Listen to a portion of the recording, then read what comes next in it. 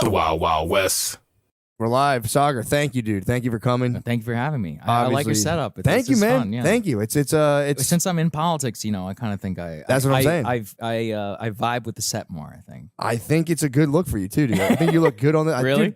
There's something. See, about... now I feel really self-conscious. I should have worn my suit. The only reason I didn't is because I'm going out after this. I'm like going to be about the for town. sure. Yeah. You don't want to be walking around Austin, Texas, in just sweating. I did it yesterday after Lex Friedman's podcast, and I was getting a lot of looks. You guys both wore suits? Yes, we both wore suits. That's right. That's kind of nice. But his is the black suit. His is different. He has like a uniform. He does. And I like to change it up. He's like an alien fighter. Yeah. He dresses like Will Smith from Men in Black. Yes, exactly.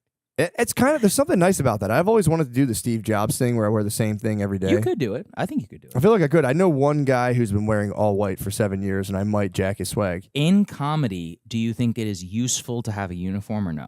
Because I noticed that comedians have been getting very fashion forward. Yeah. And sometimes I'll go to a set and I'll be like, honestly, what he's wearing is kind of distracting me right now. Yeah, I don't understand why. I mean, I have like a loose uniform. It's just jeans, usually these sneakers, and I just switch a plain colored t-shirt. That's fine. See, that's not just, that's that's comfortable. I could see that working. But sometimes I'll see these guys in like crazy ass Gucci stuff. I'm like, dude, I'm blinded by you right now. I can't even hear what you're saying. I never understood that too, because it's like, dude, you're supposed to be making people laugh. Yeah, you tell me. I don't know. It's your profession. I don't know what it is. I see people go way fashion forward on the stage, and I'm kind of like, dude, it's just like a distraction. Totally. And nobody cares. Nobody cares. I totally agree. Yeah. It's like nobody cares. Your job here is to play the fool. Like you're trying to dress like a cool guy. It's like I think it detracts. I'm with you, man. I think it detracts. If I ever wear anything that is remotely eye catching, I'll think about it on stage the entire time. Really? I can't. Yeah, it took me forever to. This is my Oura ring. It's just for tracking my biometrics. Took me forever. I would meet every person I met. I'd be like, I'm usually not a 2-ring guy. You're the only Oura ring person I know who's a guy. I know. It's well, they track their periods. I know. That's why every woman I know is like they're obsessed with period tracking. So how does it feel to be a guy wearing an Oura ring? Well, what do you even get out of the Me and Nick Sex from 311. I'm not the only guy. The guy from 311 wears an Oura ring too. But real men wear whoop straps. Whoop straps are cool. But here's the thing: sleeping with something on my wrist, I get it to track my sleep. Yeah, my sleep is way up. This. You can sleep with this. Just too clunky on my hand. It's too clunky on your hand. It's too clunky. I tried doing the Apple Watch sleep, and it just I can't get with it. I'll tell you, when I got my wedding ring, it took me months to get used to this shit. Yeah. It was just, even now, I'm always like this. Yep. I noticed subconsciously. I'm always twisting I banging on shit. I felt weird for the longest time, and then now if I don't have it on, I feel like a naked boy. Do you ever get terrified that you're gonna rip your finger off? I think about that all the time. How are you gonna rip your finger off? I don't know, like the trunk or something. Like something will catch just exactly the right way. Oh, you're gonna come into it like that. Yeah, and your entire finger is gonna be completely ripped off. Then if you rip your ring finger off, then it's on. You can do whatever you want. Just be like, bro, my bad. Hey, what do you even tell your wife? Put the ring on the nub. Yeah, it's like I lost my ring.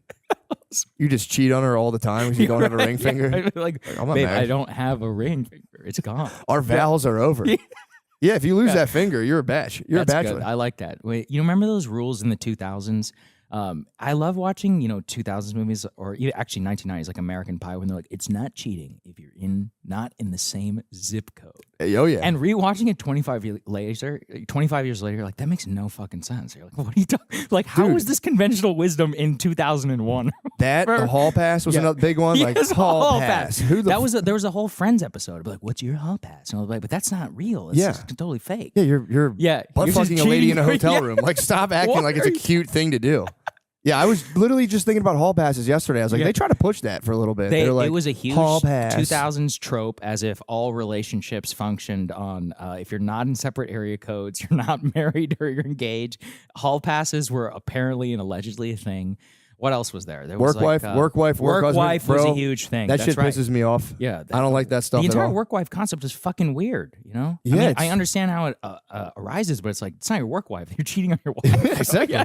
You're having an emotional relationship. You are having an emotional affair that's going to bleed over. Right. Yeah. Things were weird in the 90s. They were weird. And there was also in the 90s, it was like very in vogue. We talked about this before, but it was like very in vogue to like jailbait. The concept of like having sex with underage women was just like, yo, bro, jailbait. That's another big American Pie thing too. Yeah. I mean, man, they don't age well, but they are still hilarious. Dude, they're so funny. They should remake it. They should do it again. What was the last one? American Wedding? Is that what it? I lost track. American Pie, I saw that. That was like a huge thing to see when I was younger. I kind of jumped off that and Hangover. I didn't really follow The Hangover as well. So good. Comedies, they stopped making comedy movies. For but the whole reason I'm here is because Shane is filming Titus. I know. So now it's the emergence. It's re-emerging. Yeah. And that technically is a show. The comedy, the great American comedy. There was like the Farrelly brothers, all these people. You don't have like a comedy in the theaters. And the weirdest thing too is that the director Todd Phillips, I mean, he made so many of those movies that I love. Old School. He made, what else did he make? He made Road Trip, I think, which is an incredible film. Road Trip's nice. Road Trip is so good. But now, and then he did The Hangover. He became filthy rich. But then he made the Joker movie, and then he made Joker 2, which is adorable. It's like a total disaster. Why did they do that? I don't know. I mean, the Galaxy Brain case, Tarantino had a really good quote. He's like, Joker is Todd Phillips saying, you know, the way he talks. He's like, Joker is the Todd Phillips way of saying, fuck you to the audience. And that's why it's brilliant. And I was like, I don't know, Tarantino. I think you're galaxy braining yourself and how that this shitty movie is actually really good. It sucks. It's just bad. It's just empirically bad. I know. Even though to be like, yeah, because for me, I always think of like the movie, like I guess if you have that track record, it's like people will still invest in you. Well, that's the thing. He has fuck you money. And also, he's a super weird dude. One of my favorite books I read about Hollywood was Molly's Game. Actually, also became a movie, which is a good movie. I think it's on Netflix. And it's about that girl who ran the high stakes poker game in Hollywood. But I ended up reading the book, and I found out Tobey Maguire is a complete and total psycho. So Toby, I had no idea. So Toby was part of the quote unquote pussy posse with Leo DiCaprio. Posse. So I knew that. But then I'm reading about these weird psychological mind games that he would play in the book. And he would, at one point he had a quote where he's like, poker is not about winning. Poker is about destroying people's souls. And he would string people along and bring them and get them into debt. And he was constantly charging this girl, the girl who ran the games, and he was fucking with her and her livelihood. And he would take the game. He's a multi-hundred millionaire or whatever. Right? Yeah. And he's charging her for using his automatic shuffling. Just weird power game shit. Like true Hollywood. He's like an evil nerd. Yeah, he's like an evil nerd. Psycho. What the Reading fuck? that book, I was like, dude, you are an actual psychopath. Like, this Seabisk, he's the jockey. That's Spider-Man. That's all I know about this guy. I was like, oh man, this is. Well, he's probably upset so his weird. parents died when he was younger, and he had to become a superhero. Got bit by a spider. He's got that, and then the more I learned, and then Todd Phillips is in the book too. That's what made me think he's of it. nuts. Because, so this is all like weirdo. A biographer, basically, like digging into these people. No, she wrote the book. She was like my journey running this the is what high he was stakes doing. poker Got game. you. She was like the assistant to some rich Hollywood fuck, and he brought her to run the games, and then she got in with like Tobey Maguire. Apparently Leo came, and Toby got Leo to come. And, Pussy Posse, yeah, but Leo is also apparently like didn't talk to anybody and just put his headphones on the entire time while he was playing poker. Dude, I've heard a headphone story about Leo. I was going to say that's what reminded me of the other. Do you know the Leo song? story. Do you know the song he listens to? No, what is it? Oh, dude, it's fuck. It's Time to Pretend. He listens to Time to Pretend. While someone who's wearing like basically extremely this. young women. I mean, I don't get it. I mean, time to pretend, dude. She's 27. It's time to pretend she's 27, but she's no younger. What's the? I'm saying she's 18. Leo? He's pretending. Oh, that's right. He's trying to pretend that she's 18. He's trying to pretend she's 27, but she is 18. The whole thing is very strange. The Leo thing, I don't get it. I love Leo. He's such an incredible actor. He's fantastic. He's got great instincts. He's actually a very, very smart guy. But yeah, his personal life, it's weird. I think we need to call a spade a spade. It is, and it's also one of those things where I think Bill Maher is like another avowed kind of like, I fucked 19-year-olds and I'm 65, and he's like, he's older than that. I think he's like 67, bro. Yeah. He might be pushing 70 actually. Really? Yeah. Yeah, and it's another one where it's like, it is weird. It is definitely weird, dude, because just the mental difference is crazy. Yeah, I mean, we're talking like statistical, like think about how many standard deviations away it's like a vampire. It's like you're an immortal vampire at that point. You're 70 talking to an 18-year-old girl. Yeah. You're kind of babysitting her. Absolutely, you are. There's no question. I don't know, man. And if it's like, dude, like you can be like, I can make a geometric case for their breasts. It's like, all right, dude, well. Like, dude, just stop being such a pervert. Go jack off, dude. You don't have to date an 18-year-old. Just go jerk off. You don't have to like try to make it a lifestyle. See, movement. I love this because this is a very just natural way of us, like, bringing ourselves to being like, there's actually really something about you should just get married, bro. Like, get married. Be normal. Being normal is good. It's actually a good thing. People who aren't normal are fucking weirdos. And I mean, you and I are in a unique position where you actually probably eventually get to meet some of these famous people that you see, or you just hear little things that are not coming out in the public, and you're like, oh yeah, there's a real cost to this, isn't there? You're like, and I'm like, I'm not really sure. I'm like, I don't want to fuck with this. This is not the way that I choose to live my life, and I don't really want to be associated with. Well, that. dude, there comes a point where you're either involved in this, like, because you're absolutely right, because you get to, like, they're like the rarefied air of like Hollywood and all this stuff, and it does turn into like a diabolical power game. And it's like we all have those instincts to participate in some level, but there are people who give their entire lives to like looking at another guy's car or being like, he got what project? Fucking motherfucker. Yeah, where's my 19-year-old girlfriend? I need to fucking eat her pussy right now to calm down. It's a real like weird consumerist, like idolatry of the self. Yes. And it's like everything that I've learned, in life is just like all of that is horrible and it's bad. Yeah. There's a good political thing to this too. If you stay in Washington, the thing is, lots of people who are young come to Washington, 22, 23 years old, wide-eyed, bushy-tailed, all of that. Most people burn out by 27. So I'm like in my mid-30s now, and so I'm in the cohort, like we made it, like the people who actually got the job, stayed in the lifestyle and all of that. But this is also, there's this cringe show, but How I Met Your Mother, and there's a very important concept that Barney lays out in that show where he's like, relationships, and I think life is like this, have off ramps like an exit, where it's like relationships is like 1 year, 3 year, 5 year, 10 year, 25, something like that. And if you look statistically, he's not wrong. Yeah. In terms of like when divorces and breakups and all that stuff happen.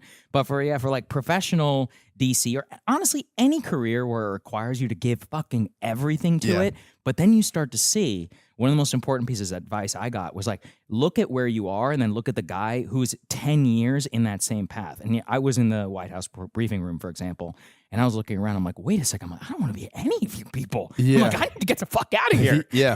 I'm like, I'm like, if we're on this track, I'm like, this is a bad track. We got to get out. What was the White House briefing? Was that like when you sit and ask questions at like that's thing? Well, I didn't even get to sit. I had to stand like a bitch in the corner. Excuse me. So you're like just yelling questions. It's horrible, man. Yeah. So actually, I'm hopeful with the new administration that we can change some of this up. So the way it works is that the White House Correspondents Association is like a cartel. And even though it's unofficial, they run everything. So all the briefing room seats are assigned by the White House Correspondents Association. I was working for the Daily Caller at the time, which is like a conservative media outlet. And if you want a seat, you have to apply. And applying takes years to get a new seat. And so if you don't have a seat, then obviously you have to get there early. So I would get there hours early ahead of time just to be able to stand in the hallway, like on the side, and you're literally crammed in up against like all these different people. There's all this jockeying and there's like foreigners. It's like the stock market kind of, in a way. Literally, it's like a movie, right? And then you just sit there and you kind of like poke your hand. I was lucky because I'm tall, so I actually get my hand above. There was a short girl behind me, and she was like, "Can I get in front of you?" I'm like, "Sorry, bitch." Yeah, like, I got here. Yeah, I was here at 5 a.m. Look, it's a dog-eat-dog world. Like, get here earlier. Yeah, I don't know what to tell you. That's what I'm talking about, though. I don't want to be that person. That actually sucks. Yeah. Or there was this girl who she's like, "Hi, I'm shooting a documentary. I'm from England and all this, and I was just wondering if I get my shot." I'm like, "Yeah, but if you get your shot, I'm gonna get my question." So it's like, and then my boss is gonna chew my ass out. So it's just not gonna happen. It's like, and. You don't want to be in that mind space, is more what I'm saying. So that's probably... It takes a toll. It does take a toll. Hollywood, finance, politics, all these other things all function the same way in that if you want to be in the top 0.1% of your field, you have to give everything to it. And that's it. There's no other choice. Yeah. And, people should be real with that. So if you're listening and you're like thinking, like, oh, I really want to do something like that, just understand what it takes. Understand what it actually takes to get there. Oh, dude. Yeah. For sure. And dude, it's funny because I'm viewing schools now and it's like kind of related. So I'm looking at schools for my daughter. She's going into kindergarten next year. So we're like looking at, and it's like, dude, schools now are, and I think it's good, but from what I've been seeing, it's like they're educating people to like do something for everybody, to like bring something to the world rather than like, when we were in school, it was more like build yourself up so that you're a high value individual that you can just take resources for yourself and just, like Definitely. Fuck off. And it's like, yeah, but the problem is like they sold everyone that dream, but the reality is like most people aren't going to get those. Well, and it's not most people are going to become doctors. And most shit. people don't want to do that. True. You don't want I'm Indian, so I know a lot of doctors. It's like, do you want to know how hellish medical school is? Dude. Be real. Whenever you like, for real. Do you want to spend 8 years in school, 4 years making shit money with $300,000 in debt, working 80, 90 hours a week, getting shit on by the attending physicians, then hoping and praying that you get your placement or whatever for the next job. So by the time you're my age, you can finally get your first paycheck. Oh, oh, but fuck you, even though you get your first nice paycheck, 90% of that is going to be going to clearing off of your medical debt. And you've lived 10 years. You're probably now addicted to smoking, food, like some vice of something. There's no way. Sure. Again, you know this too. When you work really hard, like it takes it all from you. You're going to be addicted to energy drinks, nicotine, whatever. Like you need something. Yeah. It's not possible to do it natural. It's true. I've gone back and forth, and it's like I'm like, no, I don't need anything. And I had like a pretty harsh caffeine phase for myself. I'm like sensitive to it. Yeah. I had to stop that because I wasn't sleeping. But how do you? Because you travel a lot, right? Yeah, that's brutal. It sucks. Yeah. I've recently introduced melatonin. Okay. I'm a very like natural type. I don't want to take anything, but I've succumbed to just like just. Can I give you a warning about melatonin, though? Yeah. So Andrew Huberman says not to take melatonin. I know, man. I know it's not good. I know it's not right. It was something about he said like the label on the bottle can be anywhere between like 2% and 1,000% of what's actually in there. What? Yeah, and he said something. Don't take my word for it, but it was something along the lines of, "I've seen them give melatonin to rats and it shrivels their balls." So he's like, I think that it messes with testosterone. Enough said, dude. I'm done. My opinion, enough said, I'm you done. should stay off. I'm off it. Stay off the melatonin. I'm off it. It is as soon as I started taking it, I was like, I get why Michael Jackson had a guy with like an IV in his arm. I'm like, dude, no, that was a whole other level, man. That's like what was it? Propofol? Propofol. It was Propofol. But you start to like, dude, it's like you're just sitting there reading a book, and all of a sudden the melatonin just starts to like weigh you. You're like a stone statue, and then you're just like. Did you read about this Matthew Perry thing? Oh, it was so fucked up. So what actually happened to him? Perry. So, I mean, it's really sad. I read his book, actually, after he died. And Perry was, obviously, everybody knows he was a drug addict. Yeah. But, you know, it's his parents, it turns out his mom was like the press secretary for Justin Trudeau's dad. What? Like when he was the prime minister. Yeah, he was actually, and apparently he beat the shit out of Justin Trudeau when they were kids, which is wild. Justin Trudeau beat up Justin Trudeau? Matthew Perry beat up Justin Trudeau. That's kind of boss. Yeah, it is cool. But so Perry, it turns out when he was like a really little baby and he was crying, his parents would give him like benzos, like benzodiazepine. What? Like really fuck. And he was like, yeah, some of my parents' funniest stories is about me as a baby just sitting there like drooling out of my mouth when they were plugging me full of benzos because I was crying. He was like colicky. And so his theory of why he's so fucked up and addicted to drugs was because at a very early age that he had benzos. And he's talked about how the very first time he ever felt like anything was good in this world was when he was drunk at 14 years old. And that was the rat race. And then he becomes a fucking centimillionaire, whatever, from Friends. And that's why you can see his weight wildly fluctuate on the show because he was either drunk or he was on pills or he was on Oxy. But dude, the thing is with Perry is he died of a ketamine overdose, I believe, and they Los Angeles District Attorney filed this case against a so-called like ketamine queen, and they have text messages in there of the doctor and the girl who was selling him all this illegal ketamine being like, how much can we take this rich asshole for? You know, charging him thousands of dollars per hit of ketamine, of which they're buying. It's like not very chill, dude, ketamine community. Deeply exploitative shit, like really bad. It was horrible. I have a lot of people are really into ketamine. I have a very kind of like weird thing because I knew a lot of like evil hippies who were like, on ketamine. They got like addicted to that shit. They used to call it hippie heroin. What's it called? K-hole, right? K-hole, yeah. Well, dude, before it became mainstream, it was known like people were like, oh, it's hippie heroin because they would like nod out. What does it do? Because I thought that it helps. It's dissociative. But there's the depression aspect. There's like the therapeutic aspect, and apparently he'd been having ketamine in a therapeutic setting, but then I guess he got addicted to that. And that's why he died in that hot tub, man, because, dude, and it was like his assistant, his little drug assistant, they were working to procure him drugs and charge him thousands of dollars because they were ripping this guy off. That's not right. It's called custying someone out. They're custying him. You treat them custody prices. Yeah. It's not a good thing to do. But yeah, I've heard people who swear by it. They're like, if you do like, because you can do, like, you know, they make like little lozenges and stuff. So you could like lay there. My brother's all about it. He's like, you lay there. He's a big K guy. Big special K guy. He was really selling me on it. And it was like, you know, I'm like, and I get like if you're laying there, it's like a 30-minute ordeal. You come out of it. Right. He's like, it's good. It's like, you know, blah, blah, blah. But then there's doctors who like will prescribe you a little bit. Like you can just kind of have it to kind of like, because you can either like get into a K hole or just kind of take the edge off. And I knew like these dudes that would just snort K constantly. But if you snort too much, then you'll just be sitting there like.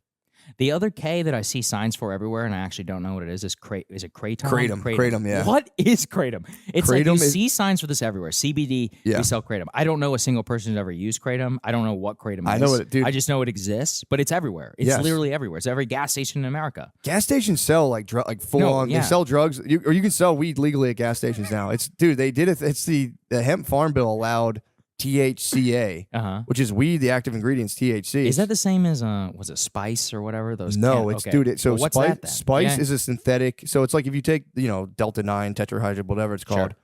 There's the exact molecule that's illegal. Spice is like, let's remove a couple carbon molecules and like a hydrogen, and now it's like very similar, but it's legal because it's not technically the same stuff. It's like an analog or whatever you want to call it. Sure. So what kratom is, with the THCA stuff, it's like like weed picked off the plant is THCA because there's a carbon molecule. That's why if you have to make brownies, you have to heat the weed up to decarboxylate it, and that's what, like, THC is illegal, but THC is legal.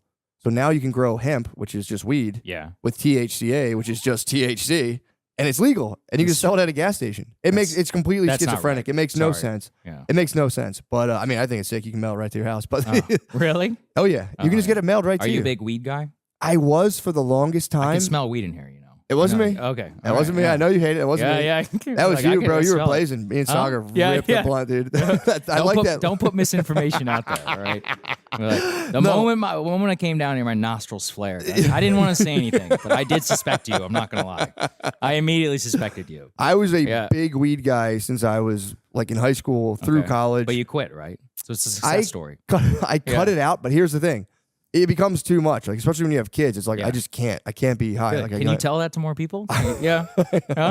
Some people claim, but like for me personally, it's like having like a weird panic attack at a playground. Yeah, not serving your family. That sounds horrible. Like, oh fuck, dude, that's got to be brave for my daughter. But everybody right says it's chill. No, it's chill, dude. It's totally chill, dude. The thing is, the weed's different. The weed is so strong. I know. Now. Thank you. Please continue. It's a different stuff, dude. I've literally I was selling weed from 2008 up until whatever, pretty embarrassingly recently, but the whatever. I don't even remember. Call 911. I'm going to call Philly PD. Maybe 2009. Is weed legal in Philly? I knew a guy who got it's medical. Okay. I knew a guy who got caught with coke outside of the Delaware County. And apparently the Delaware County, or like whatever township police called the Philadelphia PD, and they're like, we caught this guy with cocaine. We also think he's been buying weed from Philadelphia, and dude, the Philly PD just went hung up on. He was in the room. He was like in trouble for it. I mean, to be fair, they have like actual problems. Yes, like murders. And they were just like, he's like, dude, the Philly PD hung up on the township police. They're like, dude, we don't care about that. But it is, dude, with the dabs, it has become drugified. So I like watched weed develop for years, like very close to it, and it was like it became a thing that was like, dude, this is like, dude, like, it was like, everyone talks about this. Like in the 70s, it was like 7% THC. Then you get like 14, 15 was like, wow, dude, it's like 30. Some of them are like 28 to 30%. And it's too much. And they also, the percentage was that are sold to you. It's kind of like what I just said about melatonin. You have no idea whether that's correctly in there or not. So let's stay off the weed. Let me if you'll allow me a weed diatribe. That's fine. I'll give you one. Yeah. What my thing is now, it's like, so now they're starting to regrow it and introduce like the grow it so it's like only 7% with CBD. Okay. And that's very relaxing, and it's not as psychoactive. It really can like make you, it's like the founding father weed. That's like the hemp George Washington smoked. Oh, is it? Okay. It's very chill. You're not like, you might get like, Well, he was doing opium too. Do you think people was he doing opium? Of course, they all were doing opium back then. That's how the painkillers happen. Yeah. True, I guess. That's a forbidden part of the 1900s, and nobody ever talks about the shocking number of opium and cocaine addicts that were up until like the 1920s. Incredible amount of society was addicted to morphine, opium, cocaine. You could get it readily across the counter. A lot of the doctors were going to prison because they were coke addicts and they were prescribing cocaine to different people. It's actually pretty wild. Yeah, I think you can get it in prison. You can get like opium in prison in like the 20s. I think you could order it on the commissary. Wow. I think so. I read a book about like an old like a burglar from like 1890s. Not a bad way to spend the time. You're already locked up. Yeah, you can just gobble it up. You could just take exactly.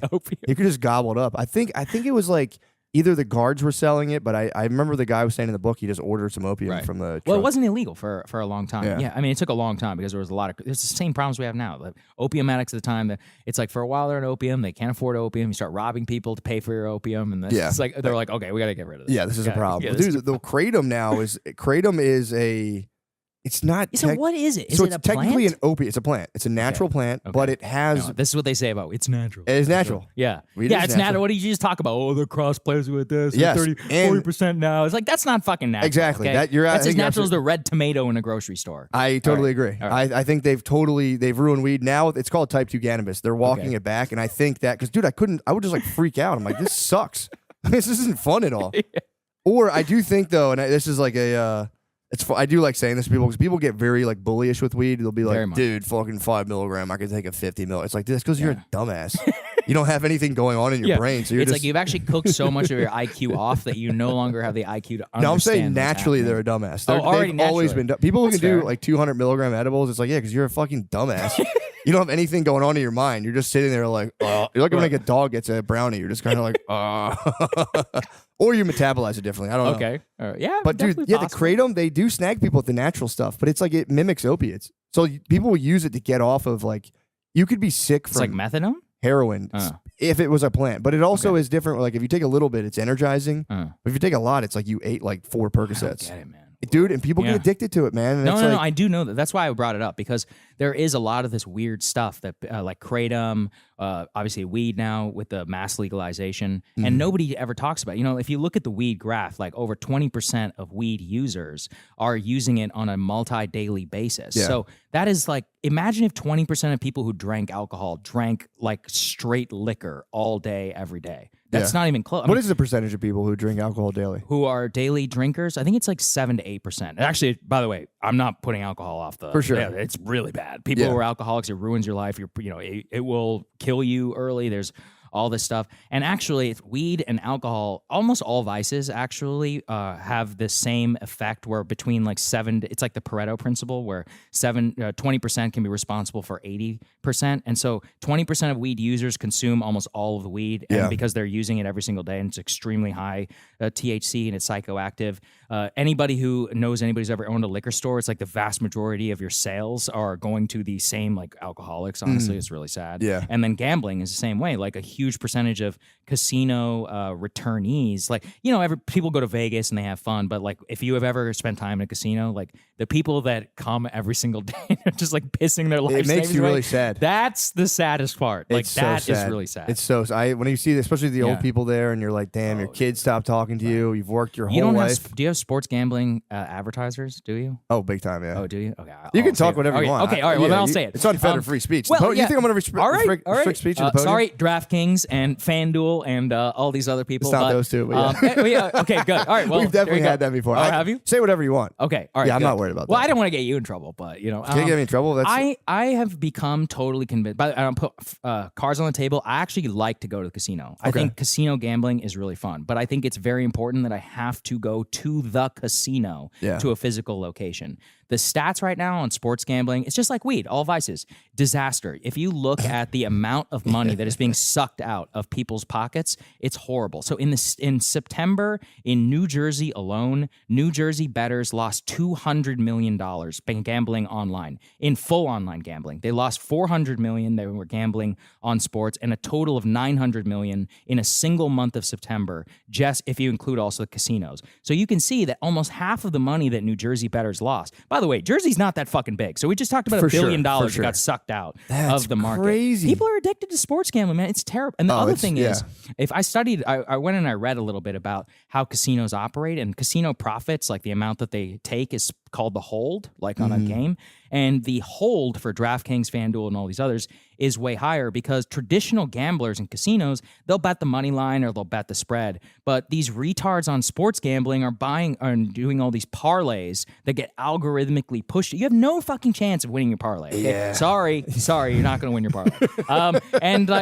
Don't ask me. Check the stats and look at the profits for where all these people are coming from. So, dude, mass sports gambling has been a fucking disaster. Like, you've seen domestic violence has gone up in the places where it is. Bankruptcies are up. You're seeing a huge amount of credit card debt, 25% increase amongst the people where it is legal. And actually, I just read an article about Brazil yesterday, where basically it's a social transfer program where the government is cutting checks to working class people. Those people are gambling almost 40% of their paychecks away on a consistent basis. So it's like a mass wealth transfer.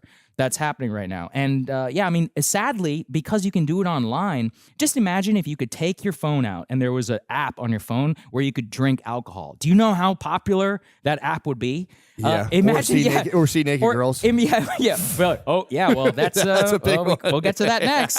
We're going to come next. This is going to be the Killjoy podcast. No. But imagine if you could like suck marijuana from an app that was out of your phone.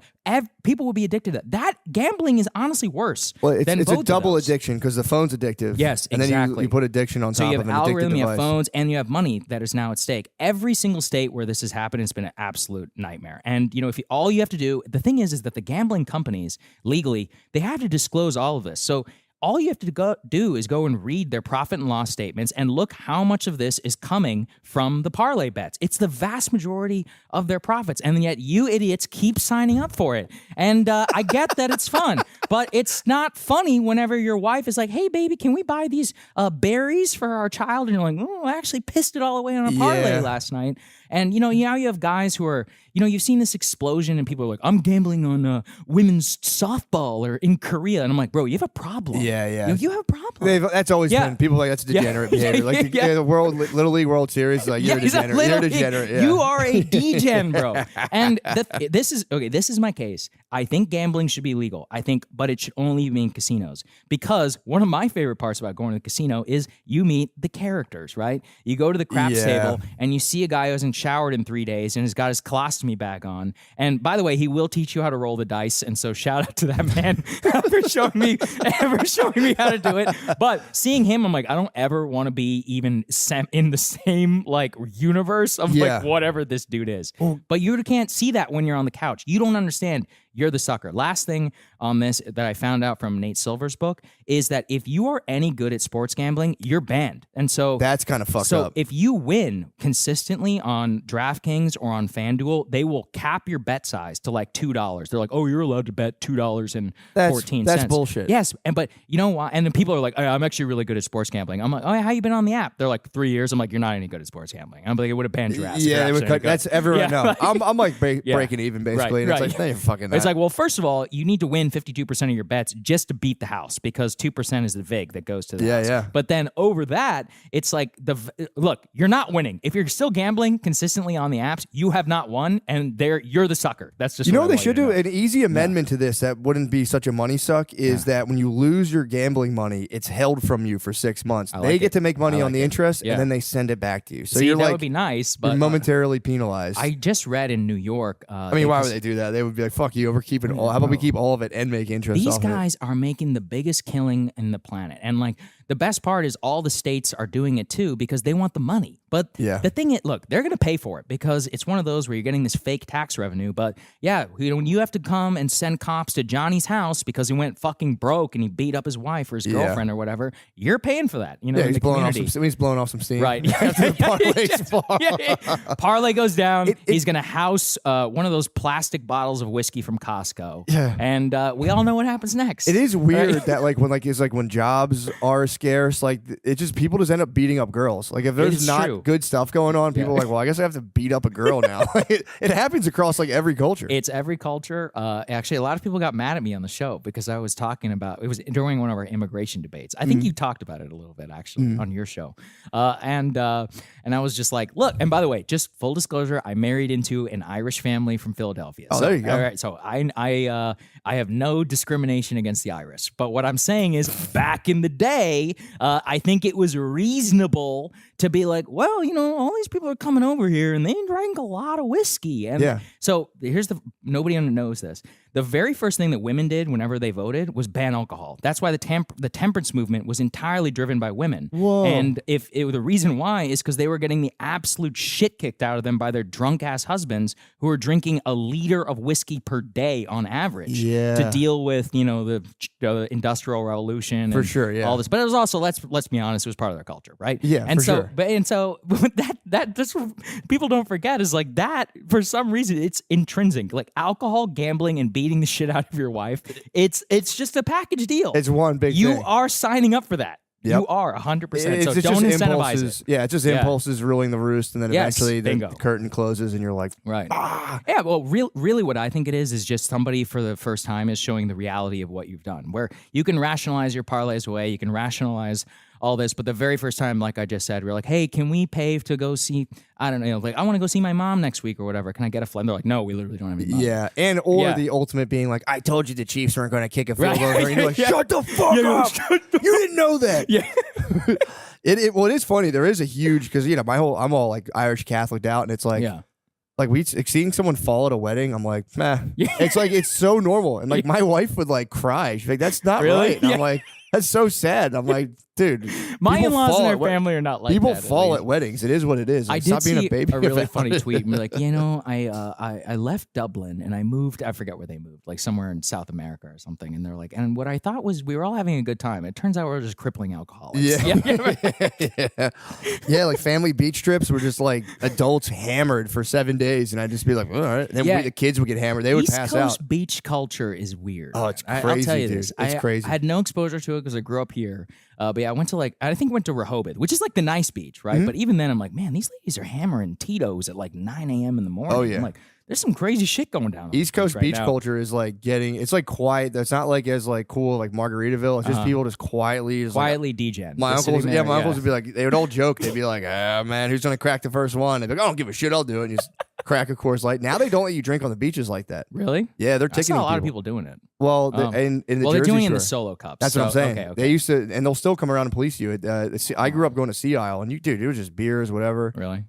Now it's like you have to have a cup, and they'll come around if you have alcohol in your cup. Because they can just write you a fine because everyone's going to drink on the beach. Of course they are. Yeah. Well, see, and this is where my like nanny state instincts kind of. I'm like, all right, well, fuck off. All right, people are also on the beach, and that's just a money grab for what we need rules. But really, what it is like we just need a better culture around this stuff because we just got to acknowledge the downsides, right? That's all I'm asking. Everybody's asking like, sports gambling is the greatest thing ever. It's about freedom. You're gonna get, and look at their ads, right? They're like, you're gonna get rich. You're showing free $15. No, we'll give you $500 for $5. $5, a $500 deposit. I'm like, once again, bro, like. Have you ever been to a casino? That shit doesn't get built based on winners. Like 99% of the people who walk out of there are fucking losers. The odds that it are you is almost 99%. So, well, I think the gambling companies would be happier doing this because they do that little disclaimer, like, by the way, guys, if in case you but that's mostly bullshit, and a lot of it is because they're required by the state to put it in there, and then what the states do is they take part of these losses and they fund these gambling. But it's like you are the receipt. The rise in sports gambling addiction has created the need for these gambling addiction centers. So it's like, just don't have it in the first place. Well, the weirdest part about gambling addiction is that it's not even about winning or losing. Like I forget, I read they like when they lose. That's the craziest part. They love it when they lose. Or it's more like the flow state of just being like, it's not the winning or losing. Absolutely. It's just going from thing to thing, and your brain's totally focused on something. Again, I get it. I like it. I love to play baccarat. See, I don't like to gamble. I'm just filled with anxiety the whole time when I love win. games of chance. Poker is more actually. I think I could justify poker because I wouldn't even really call it gambling, although it is technically like kind of a game of chance. But there's a lot of strategy and math. Obviously, like the famous Rounders quote, it's like the same 10 people may end up at the finals for a reason. It's not a game of fucking chance. Whereas if you go to blackjack competitions or baccarat competitions, you get lucky. All right? Yeah. Like, that's how it works. I see the appeal of both, but there is something. This is where I'll flip the script, man. The magic of the cards, like when the baccarat thing. That's exactly what it is. You're like 9, 9, 9, 9. You're just sitting there. That moment, the anticipation. And it's fun. And when you hit it, oh my God. It's so fun. God, yeah, it's unbelievable. Well, it's also. But I play like $15 tables in Charlestown, West Virginia, next to toothless Chinese women who are getting their Chinese ash on my. I prefer, honestly, I'd rather be around them. I love them. Shout out to the.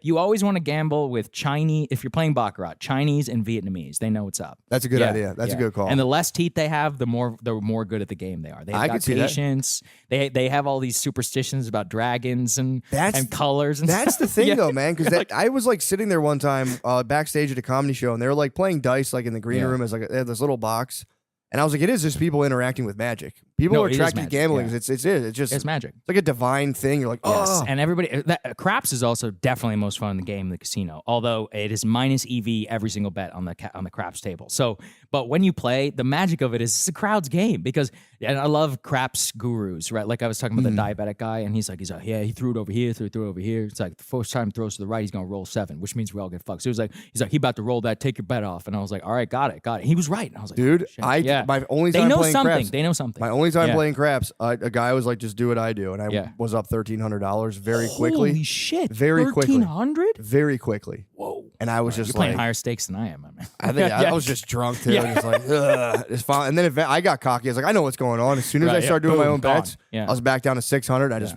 picked it up and I was like, thank you, sir, and just walked. I was like, I'm fucking out. I mean, you left up. That's that's. I will do that. I'm ruthless at a casino. If I win $100, I'm out. I'm like, get me the fuck out of here. I just won $100. But it could be 200. That's to me. I'm like, I get so disgusted when I lose. The feeling I get. I'm like, I think about just them just like taking like the time I spent into like work and life, especially when I was like just working a job where I was like, I could be like, oh, that was a day of my life. Yes. And I would just think of that just getting like sucked into a vault with just a huge chamber to pay of money. for free drinks for these fat alcoholics who are like, it would kill me. Just sitting in the slot machine like, no, it would fucking kill me. The worst part is I don't really gamble much anymore, but it was like when I first did it, I was in Vegas for my cousin's bachelor party and he was like, do this, do that. And I won the first 4 times I gambled. I won every time. What game was it? Blackjack. And I would just win. I'd win very like high variance game though. That's the problem. You get fucked so easily, dude. I'd win like $200, and I'd win 200. And I'd just get right the fuck out, and I would spend all my code was every dollar I won gambling, I'd spend it on everyone around me immediately. And it worked. Yeah, you got to spread the love. You got to get the juju. You need the luck. Just exactly. And then like I tipped the dealers heavily, and then like I was like, I think I'm good at blackjack, and I instantly lost like $700 so fast, dude. Oh yeah, like 15 minutes, I was just because that's what they do because it's a high variance game, and they know they can wipe you out way before you're going to wipe them out. So what they want to do is just deal all those hands per hour, and already. Blackjack, I think Blackjack is a 51-49 game, I'm pretty sure, even with perfect base. Were you playing basic strategy, like perfect? No idea what the fuck I was doing. There was a guy, no idea. Yeah. And there'd be guys like, dude, you got to hit. And I'm like, no. Oh, yeah, I'm sure they get mad at you. They Actually, get furious. If you don't play basic strategy correctly, because if you fuck it up, you're going to fuck the whole shoe up for the entire table. And so they get very upset. They were very displeased with me, but I was like, bro, this is not my problem. We're not on a team. You're not sharing your money Gamblers with me. Know this. This is Gen Pop shit. You're like, you got this Gen Pop shit. I'd be like, dude, we're not on a fucking team. We're not splitting this money. This is my call. And no, but it is a team because if you fuck the math up, then he's going to hit it. He's going to get the wrong card because he's playing math and you're not. And so that's what screws. But Dana White has a theory. Man. Yeah, Dana White is like, sometimes you got to go to war with the shoe. And he's like, you got to turn basic strategy on the shoe. I was like, I don't really think that's how math works. But I mean, he's super rich, so he doesn't care. Yeah. I heard he likes to gamble. Oh, he's heavily. Me and my friends who like to go to the casino, we will hype ourselves up with Dana White clips. Yeah. It's just like because he has like a love of the game. Like he's like I'm rich as hell. I can get on the jet and I can go anywhere else. If my kids are gone, I'm going to the casino. Yeah, he's just like that's what I do. It's what I do. It's just scary. Once you're that rich, you have to play with big sums to excite yourself. He plays for millions. Like I think he said his dream is to play $1 million per hand on baccarat. $1 million a hand. He said I think the highest he's gotten is like 300,000. To be fair, one of the reasons they probably won't let him, and that's one of the reasons I like baccarat, is baccarat is an actual 50-50 game. That's what I thought. So the house edge is like 0.05%. So you actually have you have like good odds, but like better than fucking blackjack. For sure, yeah. Any of these, especially crap. Crap's a shit show. It's the most fun game in the casino, but every single one of the games, like I said, is minus EV. You're almost certainly going to lose money, like whenever you play. Damn. Especially in the long enough timeline. So if you do win, like you just get out of there. Get out. Just be like, if you're up, like if you have 100 and you won 200, get the fuck out. Balls like out immediately. Yeah. Same with roulette. Do not play 000 roulette. That is the biggest scam in the entire casino. What's 000? So on roulette, if you could just bet black or red. The way that the house has its edge is in the old days, they had a green 0. So after a while, the casino execs were like, what if we had 2 zeros? We're like, maybe these idiots in Vegas and people are drunk and they're like, oh, there's only 2 zeros. I don't even think about the zeros. The math goes from like 49% or whatever to like the house edge goes from like 1 or 2% to like 7%. And then after a while, they couldn't add 3 zeros, so they added like whatever the casino. No, they added a third one. So they go 0, then 00, and then they have like the MGM logo on the wheel. So now the edge is like 11%. I thought you were saying they added 1010 and then a third, but it was a 00. No. So there's a 0, then there's a 00, and then there'll be like MGM or Caesars or just whatever. A blank space. You're just pissing your money away. Like people, you know, there's the meme. It's like if you win, you're like put it all in black or whatever. Like, well, check the zeros because if there's 000, you're fucked. All right, like you have not good odds. Dude, that's the. You know what I've done though with poker or not poker. The last couple times I've been in a casino environment for like stand up or something. A lot of times they give you chips. Really? So something I've had fun. They'll be like they'll give you like a couple. Just let me know the dates. I'll come with you. They'll give you like $100. They'll give you like $100. Oh man, you could break that down. We could turn that. Yeah, we could turn it into 150. Yeah. We'll turn it into 150. Dude, what I started doing is when they give me chips, I put it on. I go to roulette or blackjack. I put it all on one hand, and if it wins, I give it to the dealer. So here you go. I love that. It's kind of a fun thing. And if I lose, I go, hey man, whatever. Feels good. That does, yeah. I mean, they make, dude, you know the people they have to deal with. Like, what a shitty job. Like, I'm sure they make a lot of money, at least some of them, but probably the good ones. But oh god, I can't imagine. You're dealing with the absolute like dregs of humanity. Especially like at their worst, like fucking up and like being like, I hate that too when people get mad at the dealers and they're like, it's your fault. Like, you're not. I know that guy sucks. I'm just like, dude, fuck you. But then you also don't really want to do anything because you're like, this guy's kind of crazy. So I'm not gonna be a whole white knight. Like, you put your hands on maybe, but like up until that, you're like, I'm just like, can we get security over here? Yeah, dude, it's I've never got bit by the gambling bug, man. That's good. I tried to be a bookie for a while. Whoa. I tried, and it was just like... Yeah, but where were you getting your lines from? It was like my friend knew another book. It was like a sub-bookie thing where I was like sending them kind of just bets, basically, but it was my job to like collect them all. Really? It was just my friends. It was just my friends. And then but what about when they don't pay? So here's what happened. They were like, I don't watch sports like that, so I didn't know what the fuck was going on. So they would just, if they lost, they would call they would just leave me voicemails all weekend, being like, put another one, and they just kept doubling down.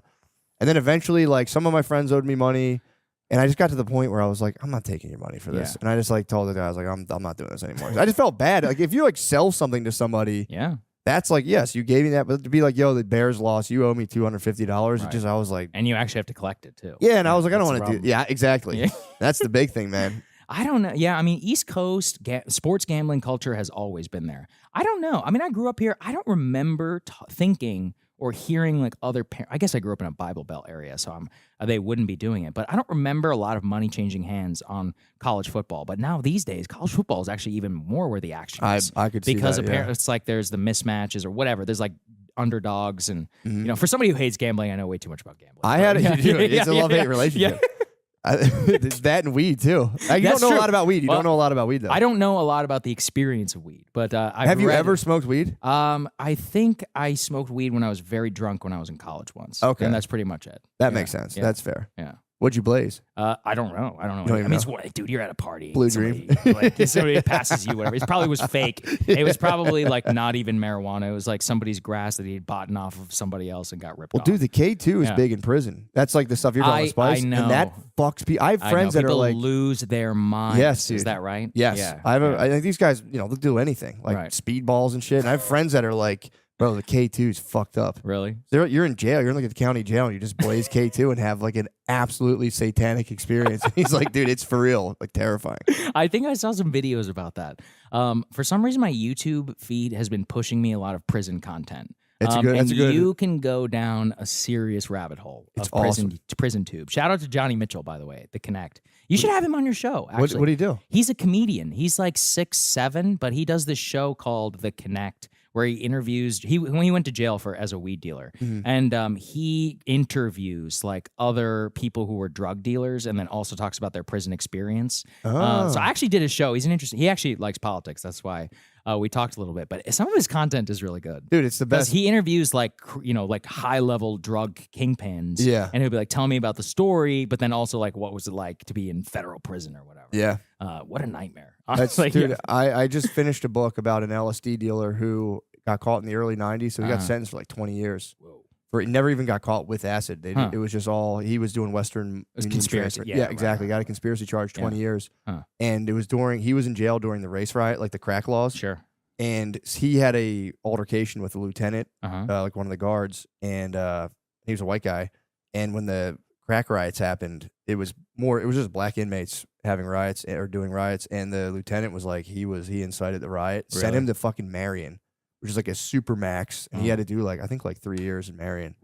Where he ended up only doing 5 years out of the 20 years. Right. Well, I think everyone likes prison content because it's like, what would I do? Exactly. I thought about that too. I'm like, well, I'm not white, not black, not Hispanic, and everything's racial. You'd be an other. You're an other. That's what it's called. But how many others are there? Not a lot. The other Indians in prison are going to be like doctors for Medicare fraud. You know, they're like, hello, doc. You know, like, I think it's called others. I think it's just like Inuit. Yeah.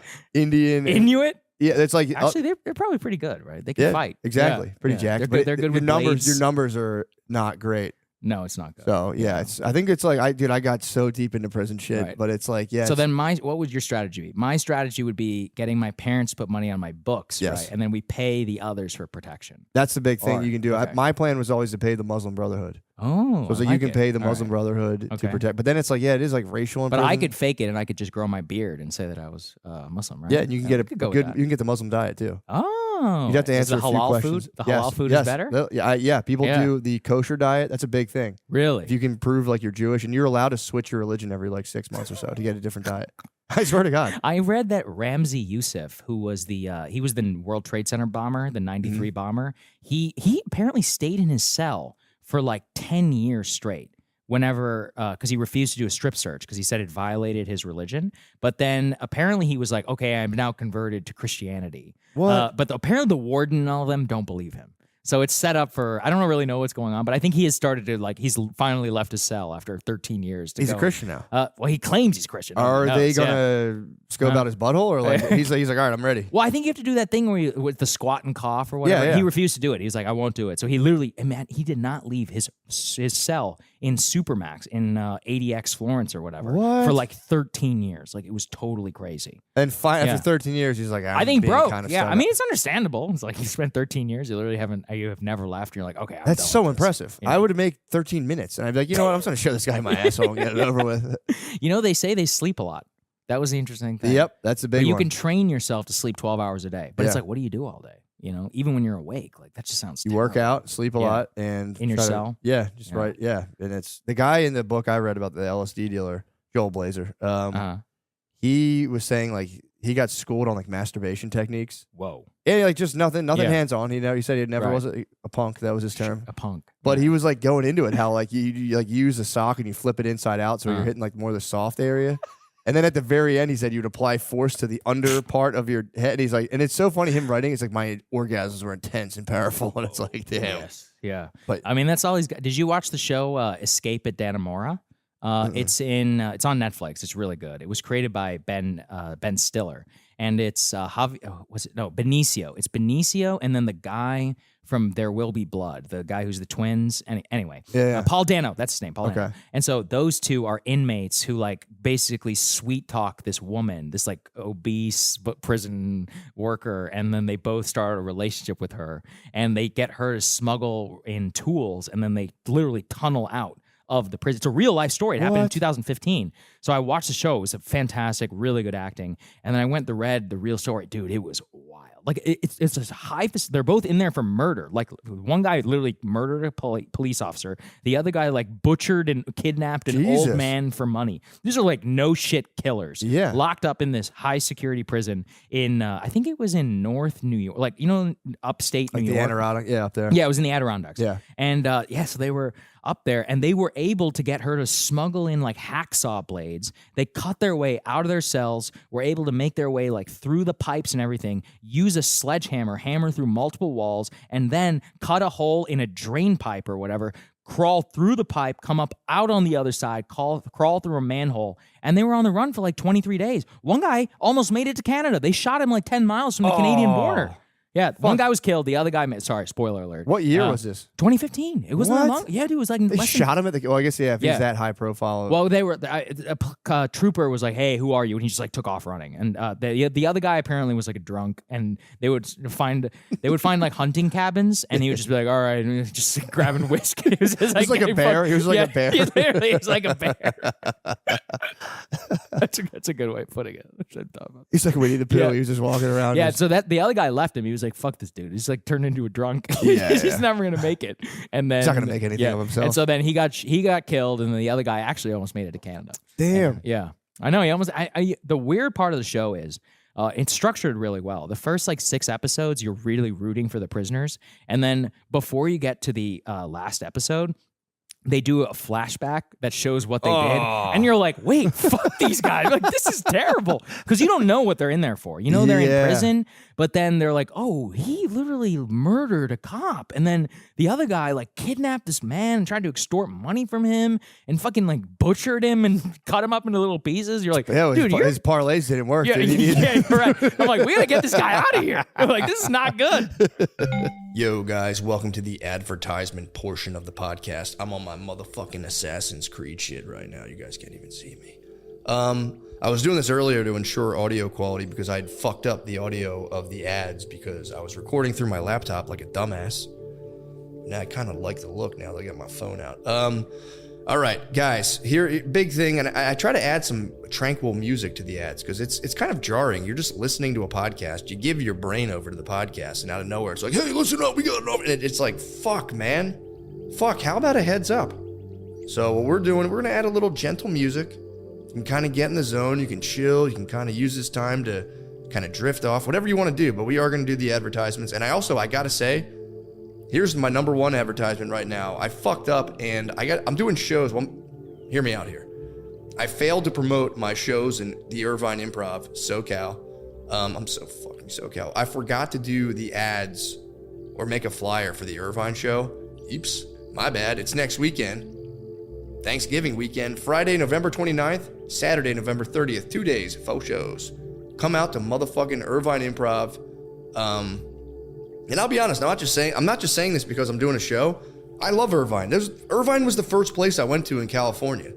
And I was telling someone recently, I'm like, I fucking love Irvine. And they lived in LA. And like, are you kidding? Are you trying to be funny? I'm like, no, why? And apparently everyone from LA just snubs Irvine. Like, I would never. Fuck you guys, dude. Irvine rules. LA's fucking bullshit. Irvine, we're talking Laguna Beach, we're talking motherfucking Newport Beach, conservative ass stronghold down there in SoCal, dude. Shit. Come out. I love Irvine. It's literally the first place I went to in California. I'm very excited to go there. I'm going to bring my whole motherfucking family. We're all going to do Thanksgiving out there. It's going to be sick.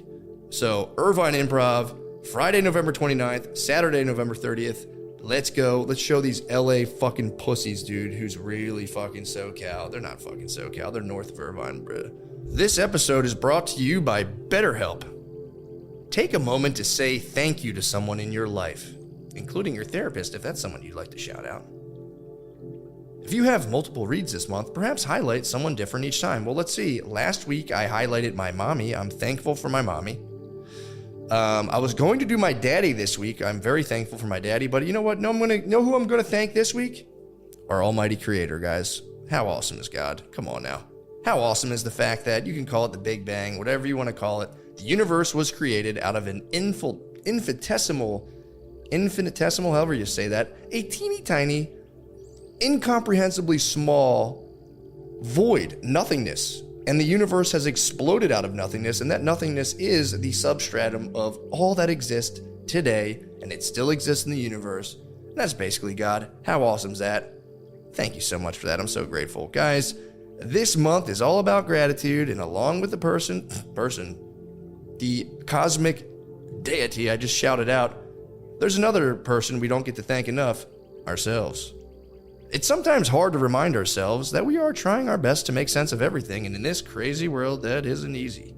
Here's a reminder to send some thanks to the people in your life, including yourself. And this is the time for a personal endorsement. That's what they're asking for. I think, therapy is good. You gotta do something, man. You gotta get outside of your just your ego. That's the thing that's keeping you in, your egoic struggles of just, I want more, I'm not enough, blah, blah, fucking blah. And therapy is one conduit to escape yourself and to try to forge a better life. Or you can just become one with your creator. If you're thinking of starting therapy, give BetterHelp a try. It's entirely online, designed to be convenient, flexible, and suited to your schedule. Just fill out a brief questionnaire to get matched with a licensed therapist and switch therapist at any time for no additional charge. Let the gratitude flow with BetterHelp. Visit BetterHelp.com/MSSP today to get 10% off your first month. That's BetterHelp, HELP.com/MSSP. Prize Picks is the best place to get real money sports action. That's right. With over 10 million members and billions of dollars in awarded winnings, Prize Picks has made daily fantasy sports accessible to all. You just pick more or less on at least 2 or more players for a shot to win up to 100 times your cash. Run your game all season long on Prize Picks. Guys, Prize Picks is the only real money daily fantasy platform with an injury insurance policy, so your lineup stays in play even if one of your players gets injured. If your player leaves in the first half for whatever reason and doesn't return, Prize Picks keeps your lineup live. Sign up today to get $50 instantly when you play $5. You don't even need to win to receive the $50 bonus. What? It's guaranteed. Think Justin Jefferson will get more than 83.5 yards next week? It's a pretty good guess. Lamar Jackson will pass more than 1.5 TDs? Oh man, cook up hot takes with your friends and win real money this football season when you and your crew run your game on Prize Picks. What's better than you and your crew, dude, just cooking up hot takes and running your game on Prize Picks? Download the Prize Picks app today and use code DRENCHED to get $50 instantly after you play your first $5 lineup. That's code DRENCHED on the Prize Picks app to get $50 instantly after you play your first $5 lineup. Prize Picks, run your game. Lucy is made for your nicotine routine and delivered straight to your door. They don't deliver it to your window or just kick it onto your lawn. Guess where they bring it? To your door. It's amazing. Guys, it's 100% pure nicotine and always tobacco-free. Lucy isn't like every other nicotine pouch company that's owned by Big Tobacco. They're like the mom and pop shop of pouches. Have you ever heard about Breakers? They are the nicotine pouches with an extra surprise. Each pouch holds a capsule that can be broken open to release extra flavor and hydration. In case you're thirsty, break a pouch. If you know your pouches, you know that the nicotine doesn't hit in immediately, and neither does the flavor. The geniuses at Lucy came up with a brilliant way to fix both those problems. They put a mini liquid capsule inside each Breakers pouch. And I haven't tried the Breakers pouch, but I'll be honest, Josh Cabaza, one of our producers, Josh is one of my favorite people. He is the absolute fucking man, by the way. He tried a Breaker pouch on this very episode, while he was recording it. And Saga gave him one. He had one as well. And Josh was raving about it. I forgot all about it. He's like, dude, that shit was fucking awesome, by the way. He liked it. So I can't give you a personal endorsement. I haven't tried it, but Josh has tried it and I trust his word. And he loved the liquid surprise. Let me tell you guys, he said it perked him right up. Guys, let's level up your nicotine routine with Lucy. Go to lucy.co/drenched and use promo code DRENCHED to get 20% off your first order. Lucy has a 30-day refund policy if you change your mind. Again, that's lucy.co and use code DRENCHED to get 20% off. And here comes the fine print. Lucy products are only for adults of legal age. And every order is age verified. Warning, this product contains nicotine. Nicotine is an addictive chemical. You know what we all need to get more of? Off our ass. With bold flavors and a refreshing citrus kick, Mountain Dew will get you off your ass and have you feeling like you're on an actual mountain. A mountain where the weather is always perfect, your friends are ready to hang, and a day of epic proportion awaits. They gotta fire the guy who wrote that fucking piece of shit paragraph. Guys, but guess what doesn't suck? Look how fucking blue that is. What is this? Voltage? Look at this. Look at that shit, dude. You can put this in a Windex bottle and go, it's like, no, I'm just drinking Voltage, everybody. Don't you squirt it right in your mouth. Look at this motherfucker's crazy. And you go, maybe I fucking am. Let's get off our ass together, brother, and hang on the perfect mountain. A day where epic proportion awaits. That's what I like. That's the kind of fun times I like to have with my friends, guys. when we all drink our Voltage and our Baja Blast, you know what game we play? You know what fun and competitive social activity we engage in that I'd like to talk to you guys about? Let me tell you guys, man. Look, when we drink regular Mountain Dew, I told you already, we wrestle. When we drink the fucking blue ass, look how fucking blue this shit is. When we drink this, oh my God, dude, we play a secret game. Me and my friends, we play a secret game in which, how do I say, we all take our turn doing something fun. And the last person to, dare I say, arrive at the party has to chug the Voltage full of, you know what the fuck I'm saying. You guys don't even know what's going on there. Voltage Mountain Dew. What the hell is I? Sorry, guys, I blacked out. I don't even know what the hell I was talking about. Guys, the mountain is calling. You should answer. Grab your friends. Grab an ice cold Mountain Dew wherever refreshing beverages are sold and do the do. Yeah, the prison culture shit is like fascinating, man. Absolutely.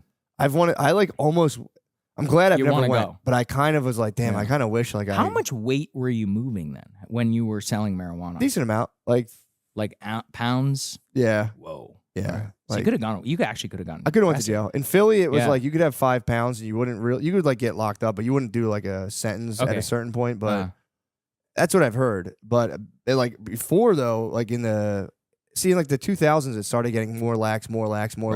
By the end of it, nobody was going to jail for weed. Even like the cops would find a half pound of weed on you and just be like, Jesus Christ, and just take it and make the fuck out of here. How does it all work though? Like in terms, not the cost. So were you selling to other dealers? Because you had enough. Yeah, eventually. It was like I would do both. You would get like the way it would work is you'd have to like, I remember I like saved all my money so hard, and then I eventually saved up $1,600 and I bought a half pound. And then I got to like actually make money off of it. And then eventually you just get it fronted to you. You like find somebody that would front me like 30 pounds of weed. Yeah, that is the interesting thing I read from Johnny's podcast is like there's a lot of consignment. In the drug business. And then double consignment. I would get something fronted and double consign it to other people. And then you have to kind of what if he doesn't pay you? And then you got to pay the guy. You tell him, hey man, if I'm falling on tough times. That's the thing. It's like you're never supposed to meet that person, like the top level person, because they want to keep like an air of like, because they're gonna tell the guy like, yo, tell him I'm a fucking murderer. But I met the guy. Really? It wasn't. Were you ever physically threatened? Did you ever see weapons? I got robbed at gunpoint. Yeah. Really? Oh yeah. What was that like? What happened? It was surreal. It was like I got threatened with a club one time. That was embarrassing. I gave in to the club just outside. This guy was like, I want to fucking hit you with this. And I was like, all right, what dude. kind of club? Like a handmade like club? Like a wooden, just a fucking like a 1920s police officer baton, dude. He was like, but I was in West Philly, like trying to buy Percocets. You did the right thing. Yeah, and there was like 7 guys around me. And I was like, seriously, guys, where are my Percocets? And they were like, dude, we'll fucking bash your brains in. And I was like, all right, you guys can keep the $200. You win. You win this round. But yeah, it was that. And then I had a guy one time, he got robbed and blamed it on me. I think he just took my money, but he came out, like we were in an apartment. He was like, something's got to, he like cocked a gun and walked towards me. And I was like, oh shit. That time it was just like, everything just goes super slow. I remember just being like very slow, terrified too. People were like, dude, if someone pulled a gun on me, I'd fight. It's like, I was frozen, totally frozen. Yeah, it's like, fight or flight. Yeah, exactly. Second time you got robbed twice. Oh, well, that time I got like, I like paid this guy money to go get something and bring it to me. And he's like, I got robbed after you gave me the money. And I was like, bro, it's fine. I was like, it's all good, man. He's like, nah, man, this is fucked up. And he just fucking like cocked a gun and like walked. He was like, did you do it? And I was like, how the fuck what are you talking about? Oh, like you did I set him up? Right, I was like, why would I do that? Oh man. Whatever. Wow. But that was the whole thing. And then the second time I was in an apartment. And it was like someone had owed me a bunch of money, and I was bringing them more stuff. So I had like the money they owed me, and like about 4 pounds of weed, and he was like, going to give it to some other guy. And then this just dude comes up in a ski mask with the kid who was like supposedly his customer, and the kid set it all up. But that one, I was like, I remember everything slowed down again, but I was able to read their faces, and the kid I knew was very much afraid, and the other kid I was like, he's pretending to be afraid. And then once the guy with the ski mask left with all the money and stuff, I was like, You did that. Did you beat him up? I started choking him. Good. Pretty badly. And then the kid I knew was like, stop it! Because I was in like a blind rage. I was you're almost you have like a gun in your face. You're terrified. That's horrifying. And I was just fucking just holding this kid's neck. Like, I know you fucking did that. And the kid's like, stop. And like, thank God I was like, oh, okay. Yeah. You know, but I don't think I wasn't like violent like that though. I was never. That was the only time. It was like almost all my money. That's crazy, man. Yeah, it was pretty How did you fucked get up. out of this? What got you out of it? This podcast, really? This podcast. Really? I wasn't on Percocets. I was selling them. I never. Oh, you were selling Percocets. I'm not a vice. I was never like a vice-ridden man. Porn, obviously, so you were my a true downfall. you were a true leech on society. I was absolutely. Yeah, I had no. You honestly should have gone to prison. I'm not gonna lie. I think you owe 3 years of your life to the state. I think I should actually. But now I do service through high paid podcasts. True. Yeah, that's right. You're doing a service. But I do. I honestly.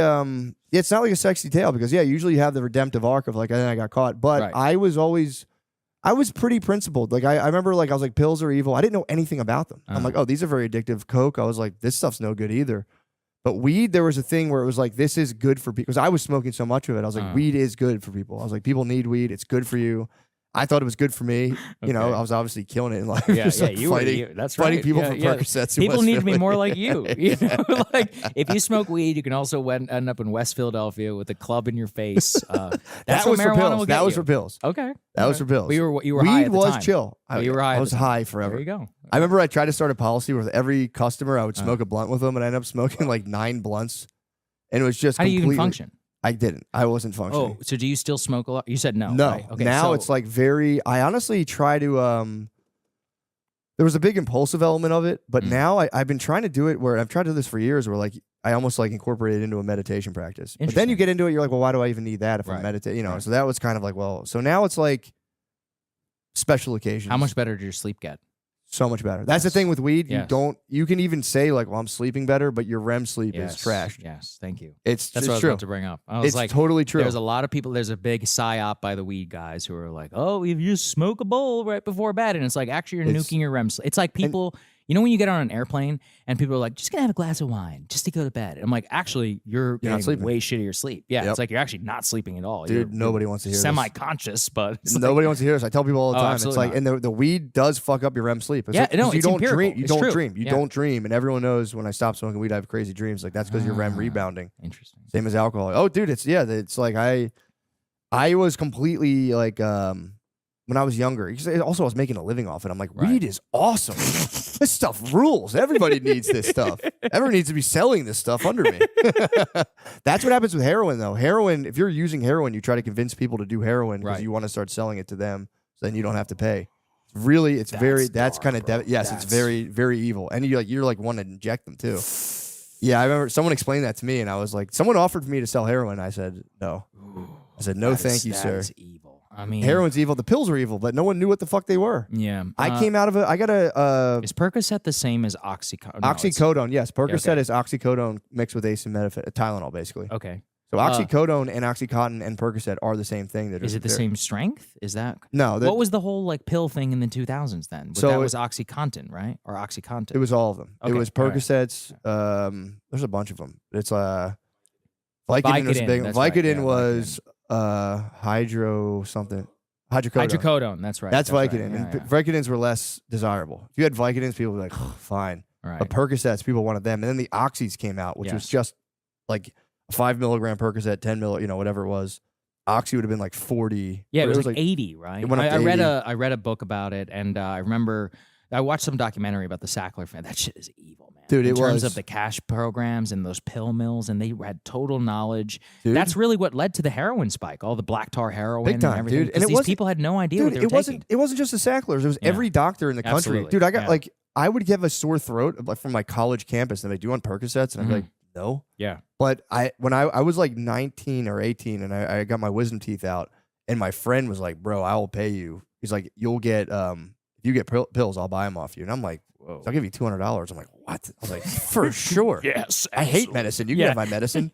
And dude, and it was like I remember coming out like of my wisdom teeth in a haze, but remembering like I asked them, I was like, what am I gonna get? And they were like, oh, we're just gonna give you like ibuprofen. I was like, I'm a real baby with pain. Is there anything else I can have? And they're like, yeah, we'll give you like I think it was like Percocets or hydrocodone. And they just gave me a full vial, and that was the whole thing that set the whole thing off, because I made $200 off of it. And then once I went to college, I was like, I got to find more of those things. And my friend was like, yo, these things are awesome. So I didn't do them. Interesting. And then I watched firsthand there was like this apartment complex. Because at a certain time I ended up finding like, I would get like 2,500 Vicodin at a time. Whoa. And I remember my friend would bring them into this like apartment complex, and they all get distributed throughout there. And I watched this whole like little ecosystem of people like degenerate. Yeah. That's when I was like, oh, and I'm like 19, 20 at the time, and I was like, this is fucking bad. No, it's bad. So, yeah, the pills, man. That I is should go to really jail, scary. dude. I'm such a piece of shit.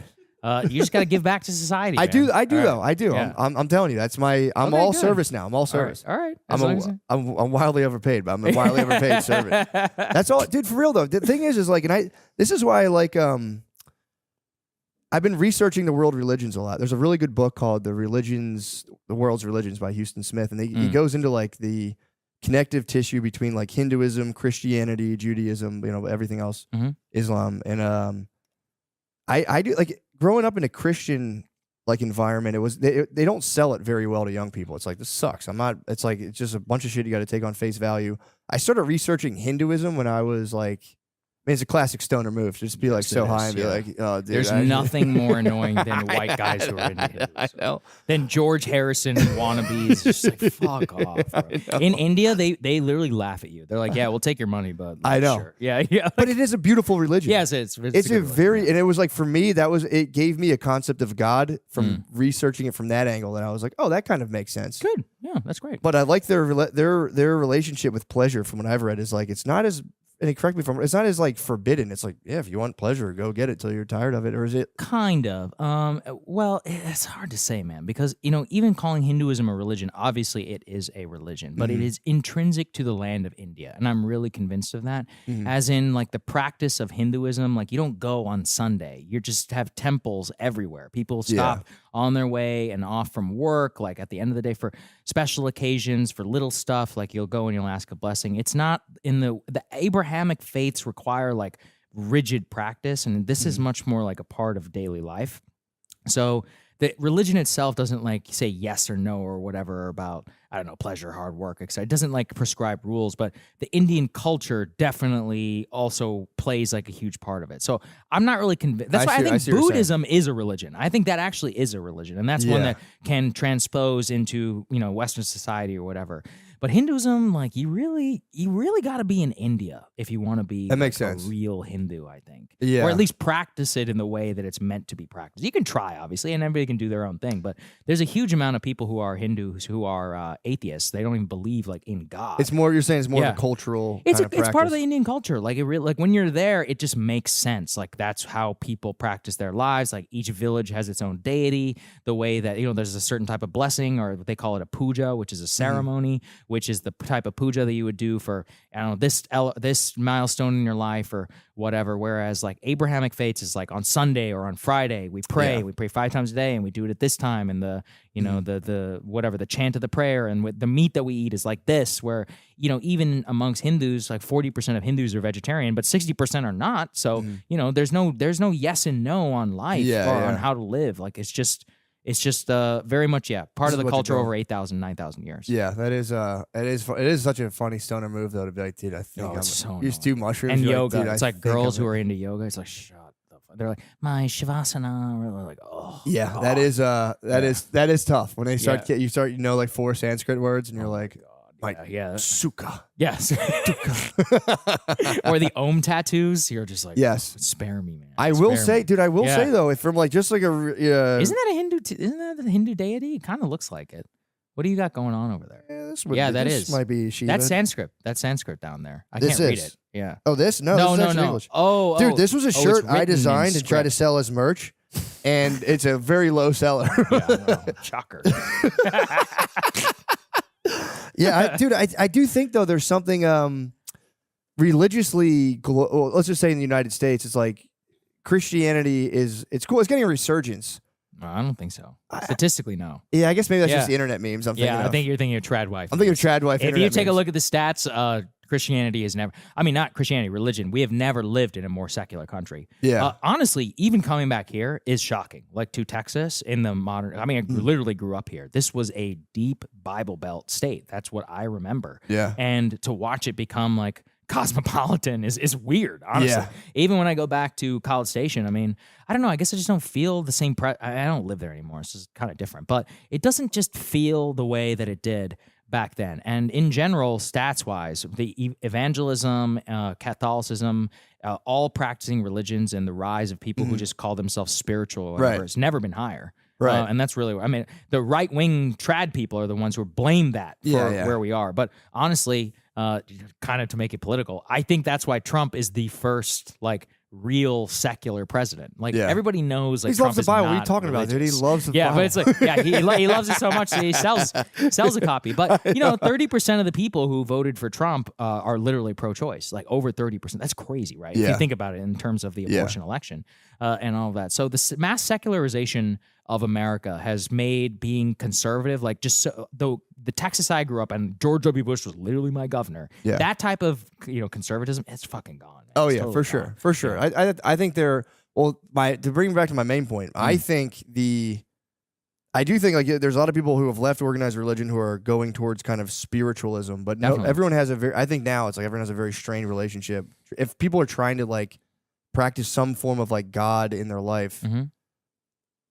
I do feel like researching other religions helps people kind of like conceptualize it because you're like, sure. I'm not going to do this, but you can read that and like, yeah, that kind of makes sense if you look at it like a giant consciousness. And then universe. even then, I mean, I could defend. What are your stances on that? What, religion? Yeah, religion, God, like believing in God. I'm not religious at all. I mean, I grew up around here, so I still have a very like side eye view of a lot of the Bible Belt stuff. Yeah. But I think it's good for people now that I've been removed from it for quite a long time. Yeah. There's it's like the South Park episode about Mormonism, where like, look, this is some batshit crazy stuff, but the truth is like they're living a better life than you. Yeah. You're like I mean, so it's like maybe we're the crazy ones, right? Yeah. They're the ones who believe in Planet Kolob or whatever, but they have 9 children. They're really happy. They help each other. The Mormon Church has no debt. They make sure that you get very cheap education at BYUs. If you stay in the faith, they take care of you. They take care of each other. I grew up around a lot of Mormons. They're some of the happiest people I know. They have like multiple children. They settled well. They seem like they're doing like really well in life, and they get to they have a big community aspect where you always have just dozens of people who share your values, who are around. Who, if you're out of town, somebody can come watch your pets, or if you need help with your kids or whatever. So like they're the winners in life, man. Like that's what people need to take away. That's my question is like that's what I've been trying to like read about and like think about a lot is like what is the grounding force for like people's lives, and if it if it dissipates into like if there is no, that's like what religion has been forever. And now people are like the antidepressants, like all that's people are just now like you have to like back up the molecules in your brain because you're sad because your worldview is inherently kind of bleak. Very, very well said. And also, I mean, like wokeism, quote unquote, is a religion. Or being anti-woke is also a religion. It is, yeah. Politics is a religion. For sure. Religion will find a way in its life whether you find religion or not.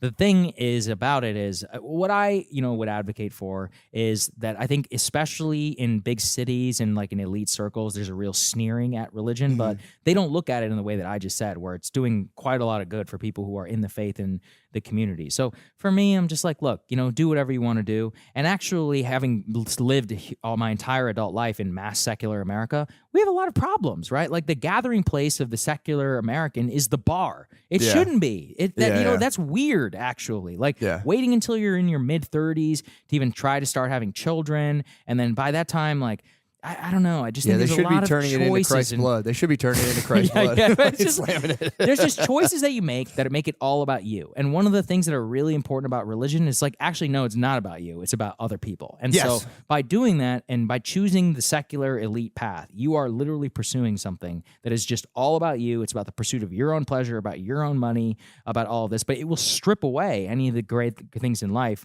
that will genuinely make you happy. So if you're not religious, then you have to actually consciously seek that out. And I'm telling you about this. You have children now, right? Like it's probably harder to connect and find like groups of other parents. Whereas if you grew up in Texas in the 90s and you went to church, that's dusted, bro. You're done. You're done. Day one, it's sold. Yeah. Like someone will be at your house when your wife gives birth. They will have food waiting in your house. Yeah. And all that. But if you don't have that type of community, that's really hard. You're stuck. The number of people, actually, there's a really interesting like American Family Studies study that shows that the number of friends, particularly among men, the number of like male friends that people have has an all-time low. I think the record number is actually in the 0 to 1 category of people who consider themselves like close friends. And so if you think about it, like in that community aspect, people are lonelier than ever. They're having difficulty really finding a mate. they're really having problems in terms of fostering close friendships. So they're doing what? Betting parlays on gambling in order to, they just want to feel something. So stimulate the brain. They're stimulating the brain. Yeah, exactly. that is sad. That's my problem is like there needs to be some sort of cohesive organizing force, and most of them are negative, where it's like, again, it's like fucking, Proud Boys, all that. You get like the things are, and it's not even like, a lot of it I think does come down to the media, because it's like, it's like, you don't have to take your worldview or your life prescriptive path of the media, but it's like they are experts, they are this, and it is looked upon as like this is an authoritative source of information. Yeah. And it's just mean. Like everything you see is just like, this guy is such a loser. Let me tell you about this guy. And it's on both sides. Yeah, absolutely. I think that's bad for people mentally. Like, well, definitely. But I will give that's a bit cope also, because people blame the media. And it's like, look, that's what people want. Like at a certain point, like it's true. I could be so much more successful, wealthy, and famous if I just did that. I actually am actively giving up. That's what I'm saying. That's what I'm saying. It's I know, but that's a choice that I'm making. But the truth is that is what most people want. Most people want to fulfill their base instincts. They want to have that, that dopamine rush of saying, yeah. I mean, honestly, Shane's bit about the Fox News dad, I mean, I actually, the first time I met him, I was like, that really is like probably one of the most important bits you've ever done, because it's deeply true. It's in the vernacular now. People will say, I have a Fox News dad. I have a Fox News. It is a deeply true, like, it's a bit, it's a comedy bit, but that is like an archetype and something that really does exist, like in American society. No, it is. It's true. And it's I would flip it and say there are also MSNBC moms out there, big right, time, who are just as bad on wine moms and all that. But it is a cancer on American society. But honestly, that's what they want. Like I was talking with Lex yesterday, and I brought up one of my favorite media quotes, and it's from a book called The Loudest Voice in the Room, and it's a biography of Roger Ailes, who was the chairman of Fox News and the creator. And he said, people want to be informed, or so people don't want to be informed. They want to feel informed. And I think that is like the most deeply true thing about media that I've ever read. Yeah, no, that's true. I guess what I'm saying is like, it's just bad. It's bad because it's like you were saying, there's a financial incentive to be like a major dickhead. Which when I first saw reality TV, I was like, this is bad. Yeah. This is creating a pathway. Right, but it's being good, just a absolute. It's so bad. Bad. It's so good. It's so bad. No, it's bad for America. If you were smoking weed back then, you would have been like, "What the fuck, dude? This is so fucked up." I remember I was just high watching reality TV. Like this is modeling a type of behavior that also pays off genuinely, narcissism, which taps into people's own like biological drives. And I was like, this is not good, because that's what's being modeled. That's what's you're pushed unconsciously to do. And like you were saying, like, dude, if you wanted to like really double down, any of us can do it. Oh, it's hang a couple American flags back here and be like, let me tell you something, motherfucker. I get so annoyed and be like, you're a grifter or whatever. I'm like, bitch, I could make way more money. I could grift. Yeah, if I wanted to grift, I would grift you bitch. Oh, yeah.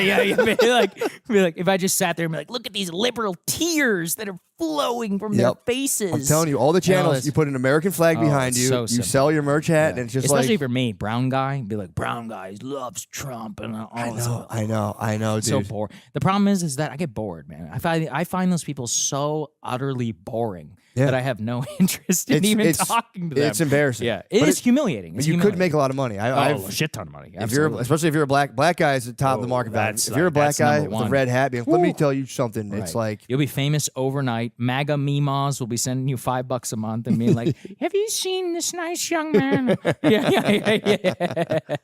But yeah, I do hope we can like somehow move to something that animates people other than like. Do you think people will ever be animated other than their base instincts by the masses, or do you think there will be like an actual like Gen Pop? No, Gen Pop will always be the same. Always be. Yeah, look, America, society, these rise of mass media has always looked exactly the same. Like people think it's worse now than it ever was. Total bullshit.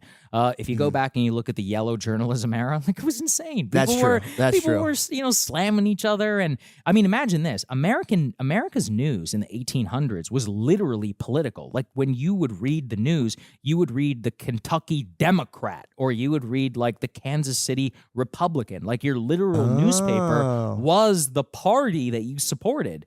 And one of the ways that people would get interested and instigate politics is socialists and others would be like, we're starting a socialist newspaper because the news itself was a political vector. That's crazy. I didn't know that. Oh, yeah. The news. Because I was totally bought into like, dude, it's never been this bad. No, absolutely not. It's bullshit. So like the thing is that in the old days, the rise of yellow journalism, of the penny papers, people like William Randolph Hearst and others, and before him, like Joseph Gordon Bennett, it was all sensationalism, tabloid. That's where it all comes from. And that was overwhelmingly popular. What happened is that the old days that we romanticize is actually a very unique time in American history where the vast majority of Americans were getting their news from the network TV. So in the 60s and the 70s, everybody romanticizes Walter Cronkite, all this stuff. Let me tell you something. The news was just as fake back then as it is today. It's just that, thank God we have the internet to be like, no, it's fake and it's bullshit. Because, so I have a book, it's a slog, but people should read it. It's called Personal History by Katharine Graham. She ran the Washington Post. She was the owner of it. And her father bought the paper, and then her son is the one who sold it to Jeff Bezos. But so she ran the paper for basically her entire life. Her husband ran it, then he committed suicide, and she took over and ran it for decades. And if you read that paper, actually, if you've ever watched the movie The Post, it's directed by Steven Spielberg with Tom Hanks, and it's about the Pentagon Papers. Meryl Streep plays her in the movie.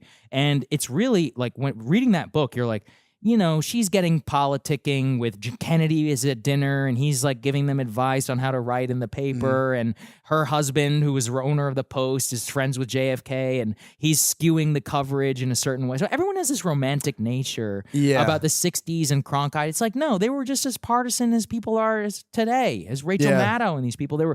But America didn't know. They had much more higher like institutional trust, and cable news exploded that obviously after the network era, and then the rise of blogs and everything. But people were really romanticized this, the news was fair and balanced. It's like, no, it's not. That the news is what got us into Vietnam. You know, the news, like, no, it wasn't fair and balanced. These people were writing columns and justifying all this bullshit. They knew what was happening. They didn't report any of it. It was only in 1968 we finally tell everybody the truth. By that time, 500,000 Americans are sitting in Vietnam. JFK, we used to go and hang out, and all of his secretaries, McNamara and all these guys were hanging out in Georgetown, which is a very rich neighborhood, at their fancy-ass mansions, secretly telling them what they should write in their papers. Like, dude, it's always been like as corrupt. People just didn't know it. Yeah, I feel like Trump did kind of crack the he parted the veil to be like, yo, this is actually, a lot of this is bullshit. The roots of Trump are there's a famous clip, 2012, Newt Gingrich was the Republican debate, South Carolina debate,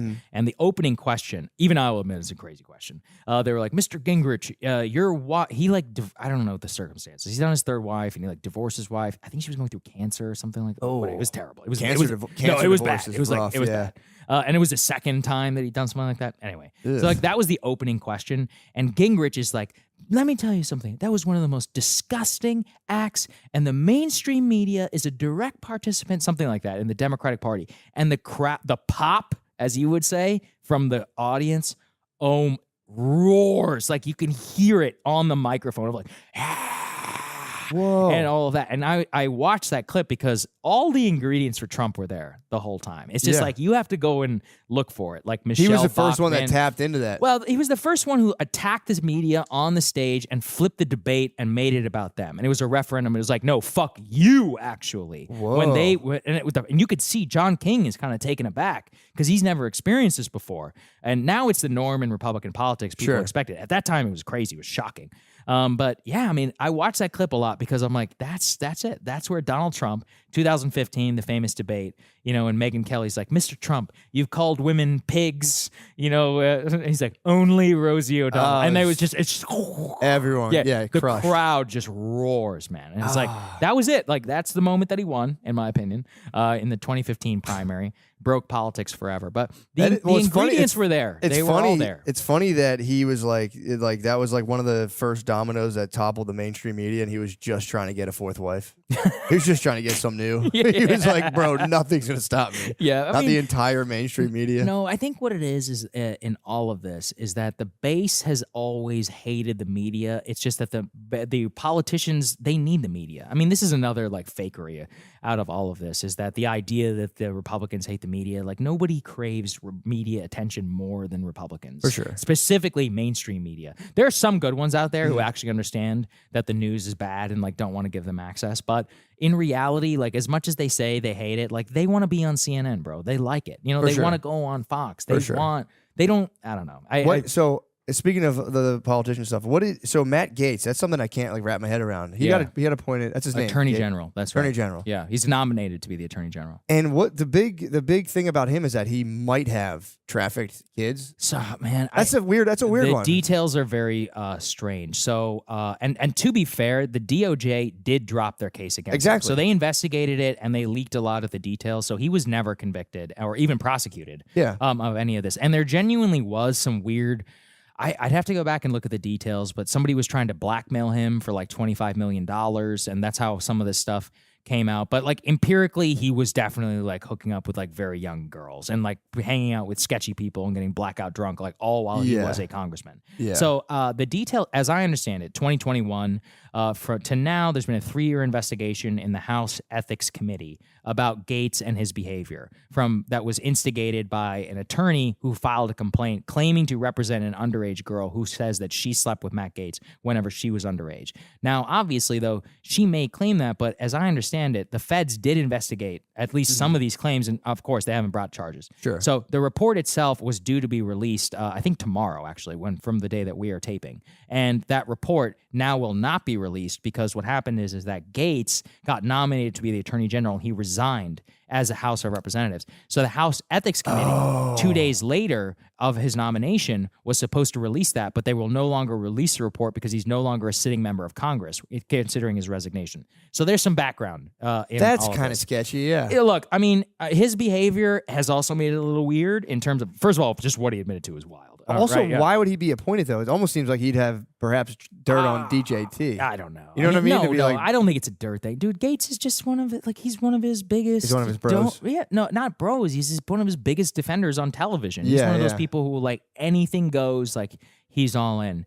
I mean, look, it seems tactical. I'm saying to abandon Congress, have a higher job 2 days before potentially the shoe drops. You could read that into that if you want. That's what I'm thinking. I mean, but at the same time, like, why would Trump go along with that scheme then, right? Like, because for this, Trump would have to be like, okay, Matt, I'll bail you out. But that's what I'm saying. That's hence the dirt. I don't know. I'm just wildly speculating. I'm trying to figure out why appoint somebody with such a sketchy record. Oh, I mean, I think that the case is simple. Gaetz is a true believer. That's what it is. He's been all in for Trump for 8 years. He was his biggest defender on television. Mm-hmm. Trump loves him. He always goes on Fox, and Matt Gaetz is always like, I'm all in for Trump. To be fair, Gaetz is an interesting guy. Like, from my perspective, he has generally been anti-war. Like, he's been sponsored a lot of stuff with progressive Democrats about trying to end forever wars. Okay. He's somebody who wanted to pardon Edward Snowden. He opposed the Julian Assange stuff. You'll like this. He's very pro-weed. He's one of the most pro-marijuana members of Congress. I don't care about weed anymore. I like mushrooms. Right? Okay. But well, we're coming for that next. But he's actually quite libertarian is the way. He's pro-Bitcoin, you know. He's been a heterodox guy for a while. So I'm not that, worried about. People hate Matt Gaetz because, I mean, look, he's kind of an asshole, like, media-wise. For sure. He's got a reputation about town, and he likes to come in and he likes to mouth off. Can we put it that way? Yeah, for sure. He's got a bad, like, the Republicans hate him because he's the one who mounted that coup against Kevin McCarthy and got Kevin McCarthy kicked out. So a lot of the establishment types hate him, but Trump loves him because he's loyal, and he wants him to, like, root out a lot of the people who are in the Department of Justice who he would see as, like, deep state or enemies or whatever. For sure. And I honestly think Gaetz would do that, but I mean, it is crazy because AG is like a real dude. You're the chief legal officer of the United States. Like, you have to determine the legality of president's actions. You direct the Department of Justice and the FBI, like, what type of cases we're going to prosecute or not. Like, you make the call on some, like, really big decisions. Like, you have to write the legal justification sometimes for what the president is doing, work with the White House counsel's office. I mean, it is a real no shit job. Like, it's a real job. Yeah, I'm glad you said that because that was my next question. I had to go look it up. Attorney General? I had to go look it up because I was like, yo, does he even have a law degree? But he does. Yeah. But I was like, I don't know if he's a lawyer. That's fucking wild. So it is about. We're about to enter what's the Senate and the House are Republican now. Yes, the Senate They'll and get the House 2 are Supreme Court picks most likely. Yeah, Alito and Clarence Thomas. That's right. They'll probably resign. Although Sonia Sotomayor, one of the Democrats, she's 70. But she does have type 1 diabetes. And Democrats tried to get her to resign because they were like, hey, you need to go so that Biden can appoint somebody. But she pulled an RBG and she's like, I'm not going anywhere. Whoa. Yeah. Damn, because they wanted one. Oh. Yeah, because we're going to enter into that? What's up? Can you believe that she did that? These people are such narcissists. I can totally believe so believes in power and not even being part. I mean, I don't really care, but it's more from a liberal perspective. It's like, if you think this is fascism and the end of democracy, I'm like, bitch, then resign. Like, what exactly. are you doing? Yeah, I know. You're literally type 1 diabetic, 7 years old, and you're obese. Like, what do you think's going to happen? Look at a fucking actuarial table. Like, dude, it is sad though if you think about even what happened to Biden. It's like. Yeah. Being that old and being driven by kind of the power drive until your brain just falls apart, it's pretty fucking terrible. I mean, I say it's sad, but it's also pathetic and deeply egomaniacal and narcissistic. And that, at the end of the day, that's what it takes to be a politician. That's the truth. He, by the way, has been the same his entire life. So I talked about this book yesterday with Friedman called What It Takes. It was written in 1988. It's about the 1988 presidential campaign. That's where Biden had that plagiarism scandal. He's been an egomaniacal narcissist, chip on his shoulder guy for his entire life. So, what they say about when you get old is it just makes you more of what you already are. You're if you're already an arrogant fuck, you're just going to be more of an arrogant fuck when you're old. That's so sad, man. It's true. Yeah. That's so sad. Yeah. That was my overarching point with religion. It's I feel like as a society, we need a vehicle for self-transcendence so that you don't become a just 80-year-old walking around demented, trying to lead the country. Yeah, at the end of the day, that's genuinely self-idolatry. He's like, I am the one. I will stop Donald Trump. I'm the most important figure. Nothing is bigger than me. It's pure narcissism, and he's chiefly responsible for being a terrible president, but also for the loss of the Democratic Party. It really, it's crazy. Yeah, if I were them, I would be freaking out. I would be so furious. I mean, nobody has fucked their party more than Biden since George W. Bush and his handling of the Iraq War. Yeah, for sure. What do you think the future of the Democratic Party is going to look? Because I thought the same thing. Dude, if they don't I think they're going to need an outsider. They're going to need a Democrat. Yeah, Trump. That was my prediction. Not necessarily Democratic Trump, but if we're in an era, so for example, Obama rose from the ashes, right? Because he was a no-name senator. He gave it a great speech in 2004, big fucking deal. Okay. Yeah. But then he came out of nowhere. He had anti-war credentials, and Harry Reid is actually the one who was like, "You should run for president." He's like, "You're not a good senator." He's like, "You don't like it here." He's like, "Get out of here. Go run for president." He's the first person who put that in Obama's mind. But with the rest of them, if we look in the past, Bill Clinton also came out of nowhere in 92. Right. We had 12 years of Republican rule, 1980 to 1992. It was Reagan and it was Bush. And Clinton, he was a no-name governor from Arkansas, but he created this thing, the Democratic Leadership Committee, which basically moved the Democratic Party much more to the right and made it more of a neoliberal thing. And that's how he was able to win a major victory in 92. So somebody will come. I think that person needs to come from the ashes, though. I think anybody tainted by the stain of wokeism from the 2010s and the Great Awakening onward, on top of the Biden and all the trans shit and all this, plus this whole last decade has been a nightmare, right? It collapsed in on itself, and it collapsed in and of itself. So anybody really tainted by that at the national political level, they're gonna have a tough time, in my opinion. That's why, even though I think Gavin Newsom's very talented, and I think that Josh Shapiro, Gretchen Whitmer, Pete Buttigieg, and all these other people, I think that they like to believe that they could overcome it. And maybe, right? Trump could fuck everything up and he could be a nightmare, right? In terms of his popularity, and it'd be easy to beat him. Anybody could. But if he doesn't, and if he governs even reasonably well, 40-50% approval rating, you're going to need somebody with real political entrepreneurship and skills to be able to rise out of that. Yeah, and the Republican side has a kind of I feel a deeper roster. They could tap that are also RFK. He can talk. He's not like a total robot. Well, he's of not a Republican, right? So he's whatever. He's independent. He's an independent. He's endorsed Trump. Yes, although I don't think RFK will ever run again. I don't think he will. I don't think he will. But I'm saying they seem to have like a Tulsi Gabbard. Like they have like a deeper roster of people. Maybe that's just me because I'm biased. But it's like maybe I don't know if anyone like you're saying like these like Newsom, Buttigieg is like. I really think they need a new person. Absolutely, entirely. You need somebody who is totally untainted by the system, and that's real. That's what Obama was. That's what Bill Clinton was. Yeah, I mean the appetite for. Although I will say the appetite. The thing is about the Democratic base is now it's rich white people, and the thing is about rich white people is they don't really give a shit about a lot of stuff. They just want to win. Like I'm serious. Like they are just like we want to win. They're like, oh, you need to say what? Okay, whatever. Like say it. Just win. So it is a little different this time because this time around, as whatever narrative they're sold about what will beat Trump, that's who they're going to nominate. Yeah. That's why they nominated Biden. They didn't care what he stood for. I know. They were like, we need Trump out of here. Yeah. It was that's like, what it's going to be like. Bring out the dancing black ladies. They'll do anything. They threw everything. They were like, Beyonce, Cardi. So were you as shocked as I was that they get paid? I had no idea. That these these celebrities got paid. I had no idea. I didn't know. I was so naive. I thought celebrities just did it because they supported them. If they didn't get paid, it's because they're at the Diddy parties. So like you better show my W-2. Yeah, it's just so weird to be like we're gonna have $1 million to Oprah. $1 million. $1 million, dude. She's a billionaire. What the fuck do you need $1 million for? What are we doing? I mean, it's a nice little treat, though. Yeah, sure, but we'll give you a mill. It's like, don't you already support Kamala? Like, just do it, And that's the thing is, I don't think they're getting paid to say something that they don't already believe. But if you already believe it, just do it for free. Like, why would you? Like, I don't think they believe it. You can't. Maybe you're right. You can't guarantee. Like, there's no way. There's no like. Again, it's like Republicans. I'm not like a big Republican guy, but I really like zoom in on like the liberal Democrat, like the modern liberal Democrat type. It's like I don't really see a coherent vision at all. It's too bought in on the postmodernism, which is in itself is self-contradictory and goes nowhere. Definitely. So that's kind of what happened to them. They it was their like Trump was the right's Energizer battery pack. Theirs was like the postmodern racial power versus worldview. Yeah, it's very odd, and it just literally collapses in on itself, and it contradicts itself. Like there's no hierarchies. It's like, well, who do you prefer, Trump or Biden? Well, there are hierarchies, all that bullshit. But it's like they're gonna have. If I were a Democrat like leading the campaign, an outsider candidate, and I would come by and be like, if you're a Trump supporter, I still love you, man. That's all they have to. That's all they have to do.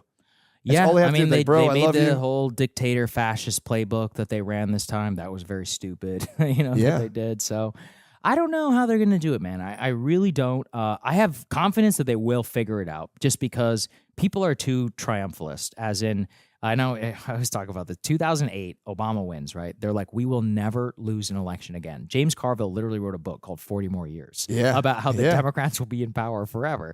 Demographics are destiny. It's over. It's a white party. And now Donald Trump has won 2 out of the last 3 presidential elections. The last one, he won the popular vote and he won Latino men. He basically completed a racial realignment of the U.S. politics. It's insane. Imagine going back, to 2008 and telling me that. That was only 16 years ago, man. It wasn't that long ago. And Obama lost his juice when they trotted him out to be like, go yell at young black guys. And dude, it just was like, man. It's like you sneering. Just like that's the thing. I have Obama derangement syndrome. Like I hate Obama, and like not for the reasons that like white boomers hate him. We're like he's destroying this country. I was working construction when he got elected, and it was a somber day for the boomers, white, like boomer age white guys. They'd come into work and be like. They were just mad he was a black guy. Yeah. That was it. They came in and they were going. It was kind of funny. Yeah. But I do agree. I think there's something very sinister about wrapping yourself in that like cultural identity. And I call him the Instagram president. He's this fucking, he's just this cultural elite. He's everything that he supposedly stood against. And I know. The way that he governed, he came and he was supposed to end the Iraq war and the financial crisis he was supposed to solve. He fucked both of those up. We had a horrible economic depression for the the entire period. I mean, look at it. If you want to look at the wealth inequality, the explosion, the lack of wage growth, that all happened under Obama. He got lucky that Mitt Romney ran against him. All the ingredients to be able to beat him were there. Romney just ran a terrible campaign. And then immigration in 2014, he overinterprets his mandate and he's like, you know what? Fuck this. I'm going to do whatever I want on immigration. And he goes all in and he does DACA. And honestly, that is responsible for Donald Trump, because what he did is he both polarized the liberal base on the issue of immigration, which was amnesty first, maybe border security sometime in the future. But he also energized the Republicans who were like, oh my God, when they have power, they're going to mass legalize literally millions of illegal immigrants. And that it leads to the 2014 executive order leads directly 1 year later, Trump comes down the escalator and says, no, we're going to build a wall and Mexico is going to pay for it. So there are direct consequences for these actions. And immigration is the number one reason, in my opinion, why Donald Trump was elected. Like, there's no question. Even what do you think about the population collapse that's going to come when all like the boomers go? And I think that's fake. Kids? You don't think we're going to have to be just importing people? No. And I think that's a very convenient explanation. I mean, look, at a certain point too. If the numbers dip, how's it not real? No, what I'm saying is that the idea that first of all that we're gonna have population collapse and we're like Japan is just like not true. But there's first of all, but the second is there's this presumption that the only way to do it is to import like basically like second class citizens from South America. Did you ever read The Next 100 Years by George Friedman? I have not read that book. I think I'm familiar with the thesis. That's his big thing. Yeah, right. So I mean, this is a very popular way that people justify like mass migration. First of all, like there's another way, which is you could try both economic and social incentives to change the picture. But the other thing is there's something like really sick about this idea that the only way to like that the birth rate itself is the only thing that matters and not like what the actual makeup of the United States is. And all the secondary and the secondary tertiary effects of what mass illegal immigration like does to the U.S. economy, to U.S. society. It makes a mockery of like U.S. law. And like the entire way our immigration system works is just totally fucked up. Like people don't understand. Like our immigration system is totally unique in the Western world. The entire rest of the Western world has basically merit-based immigration. We are the only country still left on family-based chain migration. So what that means is that, so I'm a U.S. citizen, right? And so, because I was born here in Bryan, Texas, but the way it would have worked is my parents who emigrated here, their family members have a preference in the U.S. immigration system if they were able to sponsor someone to come to America. It doesn't matter whether those family members are they college educated? Like, who are these people, right? Like, do you have a degree? Like, what's your job? Like, are you able to support yourself? That makes no sense. If you migrate to Australia, they're like, they have a points-based immigration system. So they're like, a college degree, cool. Oh, you speak English? Much higher up at the list. For sure. Right? That's how it should work. It should be merit-based. It should be based upon, are you going to benefit America? Now, people get very squirrely about this because it is contrary to the way that what I talked about earlier, the 1800s mass immigration. Yeah, that was my mom's dad. Okay, but it was the 1900s. Sorry. Right, but here's a good quote that I heard: "We don't make immigration policy for our grandparents; we do it for our grandchildren." Just because in the 1800s, we had what? Industrial Revolution. We needed a shit ton of basically just like bodies to sit there. And, shovel. You can swing a shovel? Cool. You're fucking Slovenian? Who cares? Whatever. But that's not how the U.S. economy works. Yeah. Like, the U.S. economy is a service-based economy. Our manufacturing jobs are high-tech manufacturing. Like, you need to be able to speak English to function in America. 12 million people illegally entered this country in the last 4 years. The 27% of them don't have a high school diploma in Spanish, by the way, so they're barely literate in Spanish. 20-something% of them have barely completed a high school education by Latin American standards or wherever they came from, and then only a small portion are actually college educated. So look, be real. Look at the stats. What is that going to cost the United States? Are they bad people? Absolutely not. For sure. But it makes a mockery of this idea of, first of all, of just order, like in terms of being able to just come here, no matter who you are, you can just raise your hand and fake say, I fear for my life. Yeah. You're an economic migrant. Let's all be honest. And if you interview these people, they'll tell you the same. They're like, I came here for a job. I don't begrudge you. That's fine. But the point is that you can't allow that system to be in place where basically the cost of the bill of all of this is going to come down to us. So we need to dramatically shift to an actual merit-based immigration system. That's number one. But two, what we really need to do is also consider, after that period of massive immigration, of European migration, we had social chaos in this country. We actually were becoming like ethnic. There was a whole war over this. Teddy Roosevelt gave a famous speech. There is no we're done with hyphenated America. And hyphenated me like I'm a Slovenian American. Yeah. He was like, no, we're all Americans. We need to be done with hyphenation. And that led to a complete shutdown, basically, of U.S. immigration from the 1920s up until the Immigration Naturalization Act of 1965. That immigration moratorium actually allowed for assimilation, where the term white became popular because it's like, as you know, if you read a book, ask white Protestants, were Irish people white in 1920? Absolutely not. Okay, they're like Lithuanian. They're like, you're Lithuanian. You're not white. Okay, that was bad. Just so we're all aware, that was bad. Yeah. And so the change in that, we need to go through that again. Like we need to completely change the way that our foreign-born population has never been as high than previous from the the late 1900s, right around when we had the same immigration moratorium. We're signing up for the same levels of problems where our heterogeneous population is just way too removed from each other. We don't have a common civic understanding or any of this. And the truth is that if you just keep importing 1 million people per year, and then the vast majority of them are illegal, no disorderly process, like, dude, this just breaks the civic foundation of the country. Like, it's just not going to work. And I say this as somebody whose parents came from India. But that's my point, is I'm here now. I'm a citizen. Like, I have to care about my children, my grandchildren. What country are they going to grow up in? Yeah, and it's also, it's like, so it is kind of a bullshit thing to be like, well, since your parents came, you have to decide. It's like, so I can change my fucking mind. Yeah, exactly. By the way, they left the third world so I could live in the first world, and I can make up my own mind. It's amazing. The best part of coming to America and to the West, anybody who is from like a Western or a non-Western country will know this. In non-Western countries, you're kind of like told what to do. There's a path, and there's a rigid class system, and there's like, this is how we live our life. And that's the best part about coming here, man. You can do whatever you want. You can say whatever you want. The social mobility here is better than anywhere else in the entire world, dude. And that was the problem. I went to school for social work. Like when I got my graduate degree in social work, and you were like, if you brought up social mobility, the teachers would be like, that's a myth. No, it's not. No, it's not. I was really big. No, it's not. They're like, that's a myth. Does wealth give you privilege? Absolutely. But actually, I think I read that people who are born in the upper quintile, if you look at the across generations, after like 3 generations, their kids are usually back down. Shirt sleeves to shirt sleeves. Yeah, shirt sleeves to shirt 3 sleeves. generations. Yeah, exactly. It does have money. Extreme money has a degenerative effect. Oh, absolutely. It's obviously it's incredible, bounty to be born with a ton of money. But dude, it like kind of warps people big time. One of my favorite books is The Fall of the House of Vanderbilt, and it's exactly about this. And it's basically, I think 100 years after Cornelius Vanderbilt died, his generations, not a single one of them was a millionaire, not one. And the first Vanderbilt after Cornelius Vanderbilt to make anything of himself was one of the only Vanderbilts not to be born with money. His name is Anderson Cooper. What? He is the first Vanderbilt, member of the Vanderbilt family, to not be born with money. The first one who was broke, who made anything out of himself. What the fuck? Yes. Yeah, that's it. Anderson Cooper is the first successful Vanderbilt in like 200 years. Since Cornelius. The Commodore.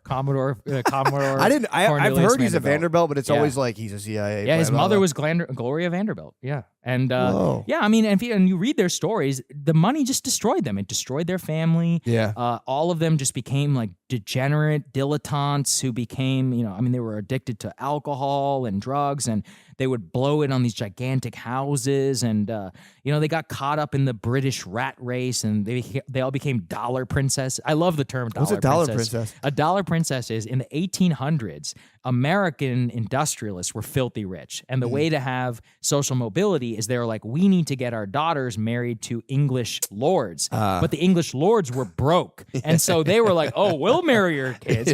So Winston Churchill's mother, she was a dollar princess, Jenny Churchill. They hit the Duke of Marlborough. I forget exactly what his name. It was another Churchill. I think it was Randolph Churchill. He married one of Cornelius Vanderbilt's, I think either granddaughter or great granddaughter. Same thing. He bailed him out, so he literally he could rebuild his house. And after they got married, he was like, "By the way, I don't give a shit about you at all." He's like, "I literally don't care." Yeah, do whatever He's like, you want. "I married you for your money." He's like, "I'm just gonna go do whatever I want to do. Like I'm just gonna go live my life." Yeah. That's crazy. No, it's horrible. It's horrible. Her life ended up, it was a nightmare, unfortunately, for her. Yeah. Well, it's also very rigid. I know if you have generational wealth, it's like you can get cut out of the will, then you're fucked. Yes, there's stuff like there's all of that. And then, you have that house, the Biltmore down in North Carolina, the largest house literally ever built in the United States. It was built by a Vanderbilt.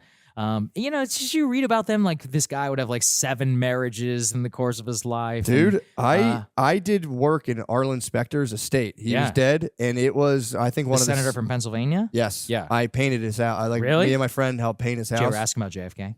Huh? About JFK? They were dead. He was dead. I should have asked him, but that's why I think he got a nice little estate. Yeah. But dude, it was just like his surviving family members, and it was for real like sad, man. Like we were in there, like using oil primer, and the lady came in and was just like, "This smells." We're like, "Yeah, we had it's fucking oil paint." And she's like, "Well, I have a party coming in." We're like, "You should have told us that." Yeah. And dude, she started spraying, just walking around as if you were like an inanimate. She would just spray perfume in the room, and if you were standing there, she would just go like right in your face. My mom was a maid for the DuPonts, and she said it was the same thing. She was a maid at the house of the guy who was like it became like a psycho killer wrestler guy. Wow.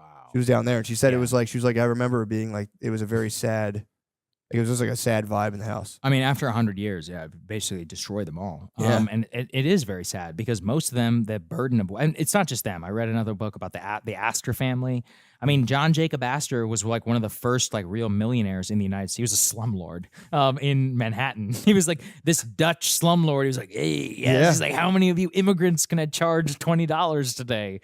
And his family, like they become these titans of society and all of that. And one of his great grandson, I think, died on Titanic. He was the richest man on the Titanic, and he died on Titanic. His 19-year-old wife, who just impregnated, she got off. She had a baby. He became the Titanic baby. Because he was literally in his mother's womb whenever she was saved off of the Titanic. But basically after him, and he was, by the way, ended up being like some degenerate playboy. It's just like it didn't really live up to it. So. That is the funny thing. You can achieve. It is very funny though to be like you can achieve at the highest level. Just so your grandson can just like crash a boat while he's like coked up. Right. Yeah. I mean, one day it happens just all blow up on a river. The Rockefellers, John D. Rock. He was kind of a psycho actually. Yeah. But his son actually was relatively successful. He seemed like a good guy. His son's Nelson Rockefeller. He was the vice presidential nominee for the Republicans, governor of New York. But after that, things start to drift off, and now we're in the fifth and the sixth generation. You're like, who? It happened to the Kennedy family, dude. Yeah. It's like the longer you go down the Kennedy family, you're like, is there anybody impressive in the? Yeah. I saw JFK's grandson going around the DNC when I was there, like filming TikToks and stuff, and I was like, bro. That's the kiss of death. John F. Kennedy's grandson. I know. I want to shake him. I'm like, live up to your goddamn father, your grandfather. That's got to be a crazy family to be a part of. Oh yeah, I just want to be like, if your great grandfather, the patriarch, could see you, he'd be sick. If like looking around, just fucking dancing. Yeah, he's like taking selfies and be like, hey guys, like you suck, dude. Just Lady Gaga, like. Yeah, I was like, dude, this guy blows. He's a dandy. It is absolute dandy behavior. Yeah, it just does suck because it's like you want to do well, but it's like if you kind of like if you just try to go for the absolute top. Yeah. It does, like, if without a vision of some sort, you just end up just kind of like... I think that anybody who comes into even, like, a modest amount of money, like, you probably need to do some serious thinking. You do. You really need to be like, okay, like, what is my life going to look like? Look. Children, like, this is why people need to sell a lot of weed when they're 20. Oh, really? Yeah. I did this. I had the hero's journey. I came into, like, I would make, like, $4,000 a week and just be like... Holy shit. Dude, I was killing it. Well, 4,000 times. I lost all of it. I lost all of it. 4,000 times 52 is how much? That's $200-something thousand. As like a 25-year-old dude, and I got to like and that's all cat. You're not even paying taxes. Yeah, I pay taxes. No, you get the ego inflation, and then like I got the rug swept out from under me. So that was one of the best experiences of my life to lose all to get like the ego pump, and then to have it just ripped away from you. Because otherwise, yeah, dude, if you catch that like it gives you the thing, like, when things are going well, I have an understanding, like... Yeah, you think you're a boss. They can definitely not go well very quickly. Oh, absolutely. So, also, I would just say, I've met a lot of people who are, like, super wealthy, and all of them are pretty weird. Yes. Like, every person I know, every person I've ever met with $100 million more net worth, I'm like, dude, you're a weirdo. Well, you like, can't connect with anybody. You can't talk about... Yeah. Like, if you even broach certain subjects, 80% of people are going to be like... You want to know funny? I was talking to a guy, and I was like, yeah, you know when you're in an airport, and he's like, oh, I haven't been in an airport in 20 years. And I was like, whoa. I was like, oh, because you fly private. I was like, I've never even been on a private plane. And I was like, that's a crazy. It was just so casual. He's like, I haven't been in an airport in 20 years. I know. I was like, whoa. Like, okay. Like, what a life. Yeah. Like, what does that even look like? Yeah, dude. I was talking to somebody one time excited about like flying first class. And he was like, dude, my kids have never not flown private. And I was like, I didn't even think about that. I was like, fuck. Yeah, but that probably really fucks them up. I mean, what are they going to do then whenever they have to fly economy? Either they'll be stoked. Oh, here's the thing. I remember I grew up in like a upper middle class suburb. So like I moved to West Philly and I was in the hood and I was like, this is so cool. And then so maybe they'll just be on an airplane and be like, wow. Maybe. Yeah, but I mean, sometimes you're, what is it, like C on Southwest and you're like trying to go for the middle seat or whatever. And you're like, my life sucks. Yeah, true. Like that's and I'm talking about plane. I mean, now I'm talking about, you know this, you're Northeast guy. Megabus, like when you're taking like a midnight megabus to New York City to take the cheapest one. And you're like, well, I'll take a bag. And when I get there, like change in a bathroom. Dude, and Megabus put a new was shirt nice. on. Megabus, we did there was a Chinatown bus. The Chinatown. I know the Chinatown bus. Yeah, I know what that just one. A pregnant lady driving it. You're like, what the fuck? But dude, yeah, it's stomachs up against the steering wheel. Yeah, for real, dude. There was for real a pregnant lady driving it before. But drug addicts are like freaking out in the back, and someone's like, "Hey, can y'all keep that down back there?" I'd be like, "Shut your goddamn mouth!" Yeah, that is true. It is. Yeah. It does kind of set the bar too high, and then it's like all you can ever do is be disappointed in life, or. Like again, I did eventually become very disillusioned with life in the hood. I was like, this is sad. I was like, this is so sad, bro. It's so, dude, it's for real so sad. Yeah, because the systems are like designed to just keep everybody down. And I mean, look, they have individual responsibility for sure, but like also the way the entire thing is designed, it's like they keep it contained. Nobody cares. Everyone just wants to pretend like it's over there. And it's for real. Like it's like I remember I bought a house in West Philly with my brother when I was like 21. It was like the house was $27,000. I lived in there. Whoa. Yeah, it was pretty fucking awesome. But cool. Did you hang on to it? Did you sell it? We sold it and then it got knocked down to me. It was structurally, it had a tree growing through the basement. It was bad. But but I remember like going into like my neighbor's house and they were like, it's funny because when you live there, like there are a lot of like when you grow up, like I grew up, my parents watching Fox News. It's just the news being like, black guys are up to no good again. And it's like, so you get this like skewed picture. And then you meet the individuals, and you're like, "Damn, these are like some of the nicest people." Then there's people like just doing monstrous behavior. Mm-hmm.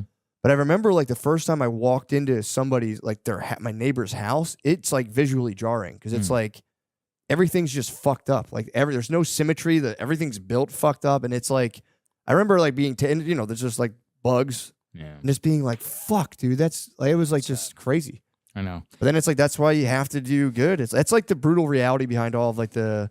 Let's save everyone political messaging. It's like, dude, you have to bail yourself out at the end of the day. You just have to. It's sad. It's not fair. I look at it. You have to do two ways. As in, we have to, of course, like design and move systems to create like a quality of opportunity. But you also have to have a responsibility given the circumstances. For example, like, I don't know, any money, anything that you're working with, I'll often be like, what a bullshit. For example, and you guys probably have this too.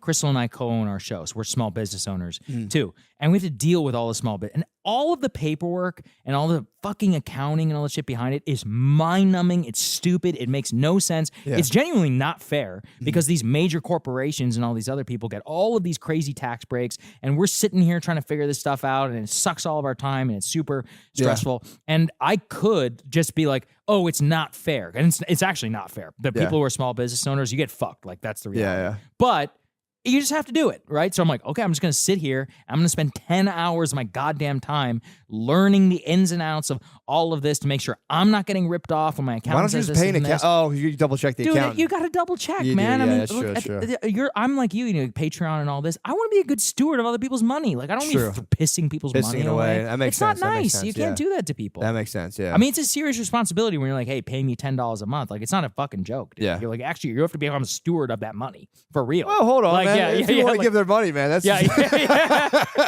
But no, I agree. You got to give them something. You got to do something. Yes, you can't just piss it away. You're working for them, and you can't just, and it's also money. It's like, look, I grew up Indian, so we're fun.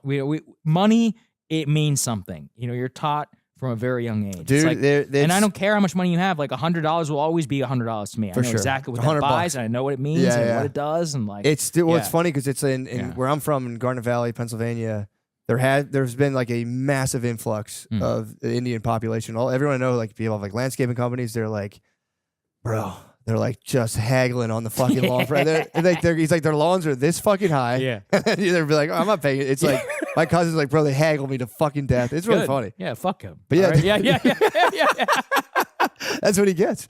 Yeah. But dude, it is like, it's one of those things. I feel like India, it's like they were out of the race conversation for a long time. Of course we are. Yeah, we're the inconvenient minority. Because Asians in general are completely invisibilized by U.S. racial discourse. Big time. I mean, look, but you guys are killing it, dude. Yeah, we're the richest people in America. It's awesome. Yeah, I think it's cool. I mean, I'll say this: it's not really fair because Indians in America are like so-called like the twice selected elite.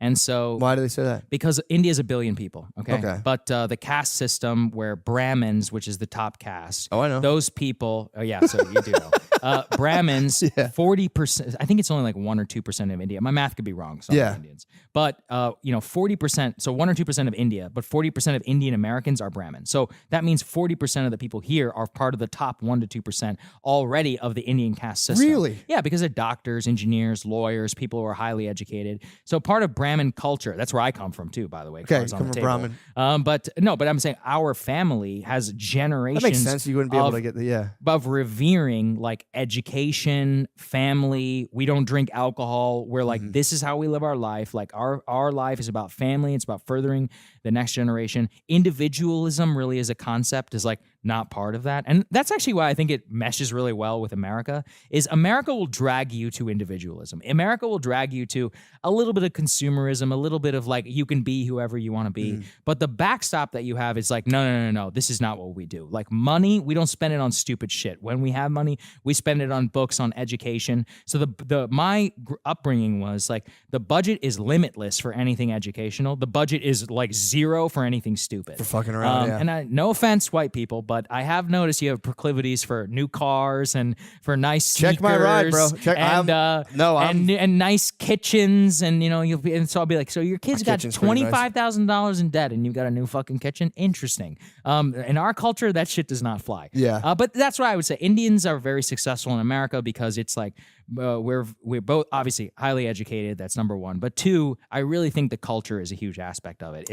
The way that you revere money, you think about family. There are no Indian parents out there who have the money who are not paying for their child's college education. It's just it would never happen. And in white families, there's this weird hyper into like they got this like boomer mentality of like they've got to figure it out. Because back in my day, I'm like, well, have you looked at inflation? Like, what the fuck are you talking about? I know. And they're like, well, they'll get it when I die. And I'm like, yeah, but it's actually way more useful to help your child out when you're 18, 19 to 25. Those are the foundational years of your life. So it's a mindset difference. That was the one. No, dude, I appreciate you saying that. That was the one thing my parents were actually really good about is like, don't go into debt if you ever avoid it at all costs, and also keep a low profile. Like don't try to. My dad does spaz. He has like phases where he has like 57 bicycles in his basement. I don't know what the fuck he's doing.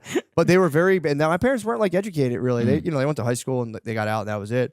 But they were very like that was the one thing I think that's the thing I'm going to copy off of them. They like sent us to like an all boys Catholic high school, paid for our college, and it's like. That's the one thing with my kids. It's like I'm looking for schools for my daughter right now, and it's like I was telling my wife, I'm like, her mom's big on. A lot of people I know are like the public school is just as good, and it's like, I don't think so.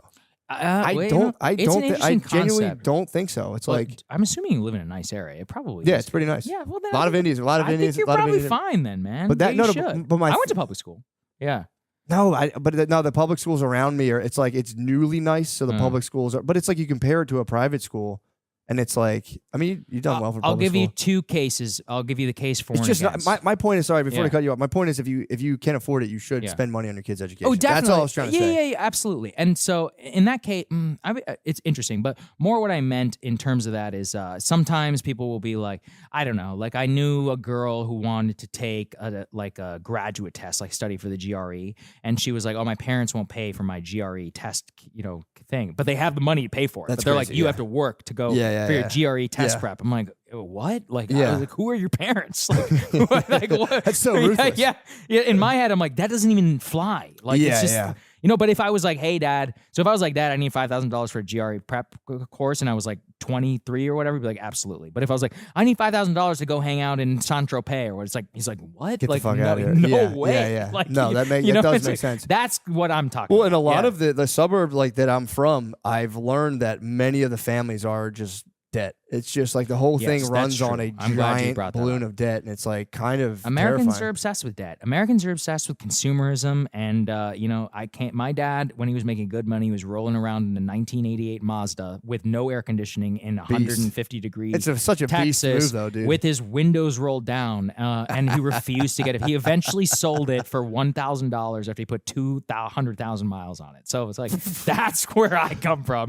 It's like, do you need a new Raptor truck, Texas? Probably not. It's like these guys, no offense, but if you look at the average car payment, Texas is the highest average car payment in the nation because all of these idiots are rolling around in trucks. You don't need a brand new truck. Trucks are you don't like need $80,000 Raptor. It's ridiculous. Like, sorry, you need a Toyota Camry, or a Hyundai, or like any of these other cars. They're great cars. They'll get you. So I'm actually a big proponent of Dave Ramsey for the vast majority of people. I think Ramsey, what you were just saying, I think his like common sense approach, if 95% of people followed their life that way, they would be better off. He preaches like avoid debt, don't use credit cards and all of this. I personally am a big credit card point fiend, but I pay it by balance and all this stuff. But here's the thing. I think what he gets at is what we were talking about with impulse control and all that. It's look at the stats. People can't control themselves. They're only paying the minimums. They're taking out 35, 40, 50% debt or whatever on their APR, HELOC loans and all this. He has taught me about financial products I didn't even know existed. I'm like, wait, so people out there are taking 2 mortgages and then another mortgage on top of that one? How do you sleep at night, bro? Dude, it's insane. Oh my God. I actually cannot imagine. So if for anybody out there who's listening, if you listen to Dave and you actually take, at the very least, like take some of that advice to heart. The number one thing is budget too. No matter how much money you make, you still need a budget. And the reason why is you just need to know where your money is going. And you need to be conscientious about every dollar that you spend. So like you were just saying, like you and your wife need to sit down and make a choice and be like, we're sending our kid to private school. That means this is our nut. We need X, Y, and Z amount per month. This is how it looks like. And we're saving, and this is what it looks like. I have an open mind right now. I'm like, I've looked at like 4 schools and it's like I've noticed a huge difference between public, but it's like if I see a public school that works, I would go. I'm not like one or the other, but so I went to both, so I can make the case. Yeah. So I was very lucky. So I grew up in College Station. I went to public school for the first 16 years of my life. My last years of high school, my parents, we moved to Qatar, and I got to go to a very fancy private school. It was part of the deal. Like an international the American School of Doha, right? Okay. So I went from a school where probably the median income of the parent was like, let's say like $40,000 to a school where the median income of the parent was probably like $300,000. Like an elite school. It was an outrageously nice school, and we were flying for school trips. Like everybody there, their parents work for Exxon, and dude, that was one of the schools we looked at. Like, we're gonna send your 4th grader to France for a week. I was like, what the fuck? I was like, no. That's what my last years of high school were like. That's crazy, and I will tell you, I definitely loved it. I loved it, but I would worry that if I had grown up in that environment, and anybody out there, if you've ever interacted with people who are in that bubble, there's a lot of downside to that, man. Like, that's when you were talking about the first class thing. We went on a school trip once, and one of the kids had never flown economy before, and we were all flying economy together. He was like 17 years old. Like, what the fuck He is had this? never been in economy class. He'd only ever flown first, and frankly, he was a pampered little bitch. It's like, and the people like that, like, there is something important, and I think about it too, where about the people that I grew up with. I didn't even love them that much, I'll be honest with you, but it was important. I got to interact with people from all across different walks of life. I think public education is very important, and I actually think at a young age too.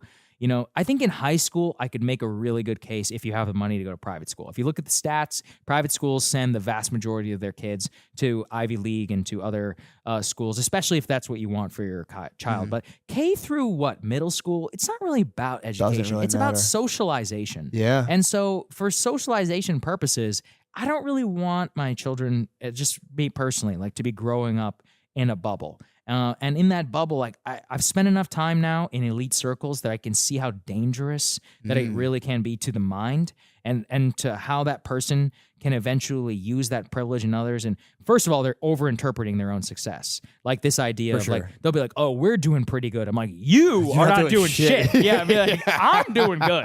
You're not doing good. Like, you have not done anything. And yeah, dude, it is like, it is weird, man. That's the kind of the thing I've been struggling with. It's like, because I don't want to be like, get them older and be like, what the fuck? You could have sent me to a nicer school. And I'm like, I didn't want you to be a dickhead. Yeah, but you can also just track each of your children, and like, what if one of them is real? Like, there are different types of schools. There's magnet schools, there's math schools, there's sports, there's drama, there's like all these other ones. Like, you gotta. What I would do is I would be like, okay, but first of all, again, K through 8 is about, it's not about education. Actually, a lot of that education, my man, is on you. All right? Exactly. So if anything, you're trying to pay somebody else to teach your kids how to read better. That's about you. You got to do You need to step up in the house. I'm fucking, what are you talking about, dude? We spelled her name the other day. But that's what I'm saying. You got to be keeping that shit up every day. Tutors and shit. After school. Not even tutors. You need to be engaged. You need to be making sure that you're sitting there and making this stuff done, because that's where the parent really is the most important. Sure. Of course, middle school, high school, when we start talking about SATs, and that's when I think education and the quality of teacher can really make an impact on them. But that's by the time they're starting to become like formed as a human being and may have an idea of what they want to do. But those initial years, I think it's really just about learning how to like be a person in the world, about how to interact with others, following rule. Like, what does it mean to like live in a society and be in like this ordered weird thing that we call. So that's the purpose of school, man. Like, at the end of the day. That's why homeschool people are fucking weirdos. Can we all be honest? Have you ever met a normal one? They're freaks, all right? It's true, man. Like, it's true. I know a couple people. I know people who are homeschooling right now. They're gonna be pissed at you, dude. I don't care. I mean, we met one homeschooled kid. Sometimes they do it in pods and they're okay. We met a homeschool kid in my baseball team, and like we drove him to tears. Yeah, you should. It was, and he deserved it. Yeah, I mean, it was like, so be honest.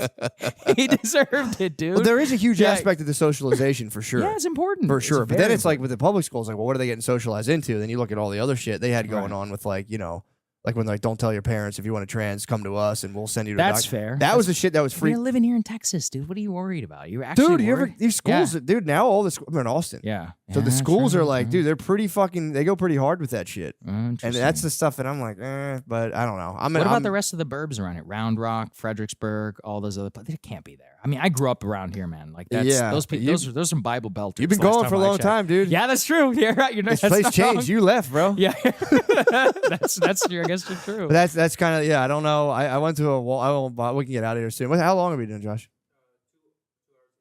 Damn, dude, we almost did a Rogan. I'll let you out of here in a second, but sweet.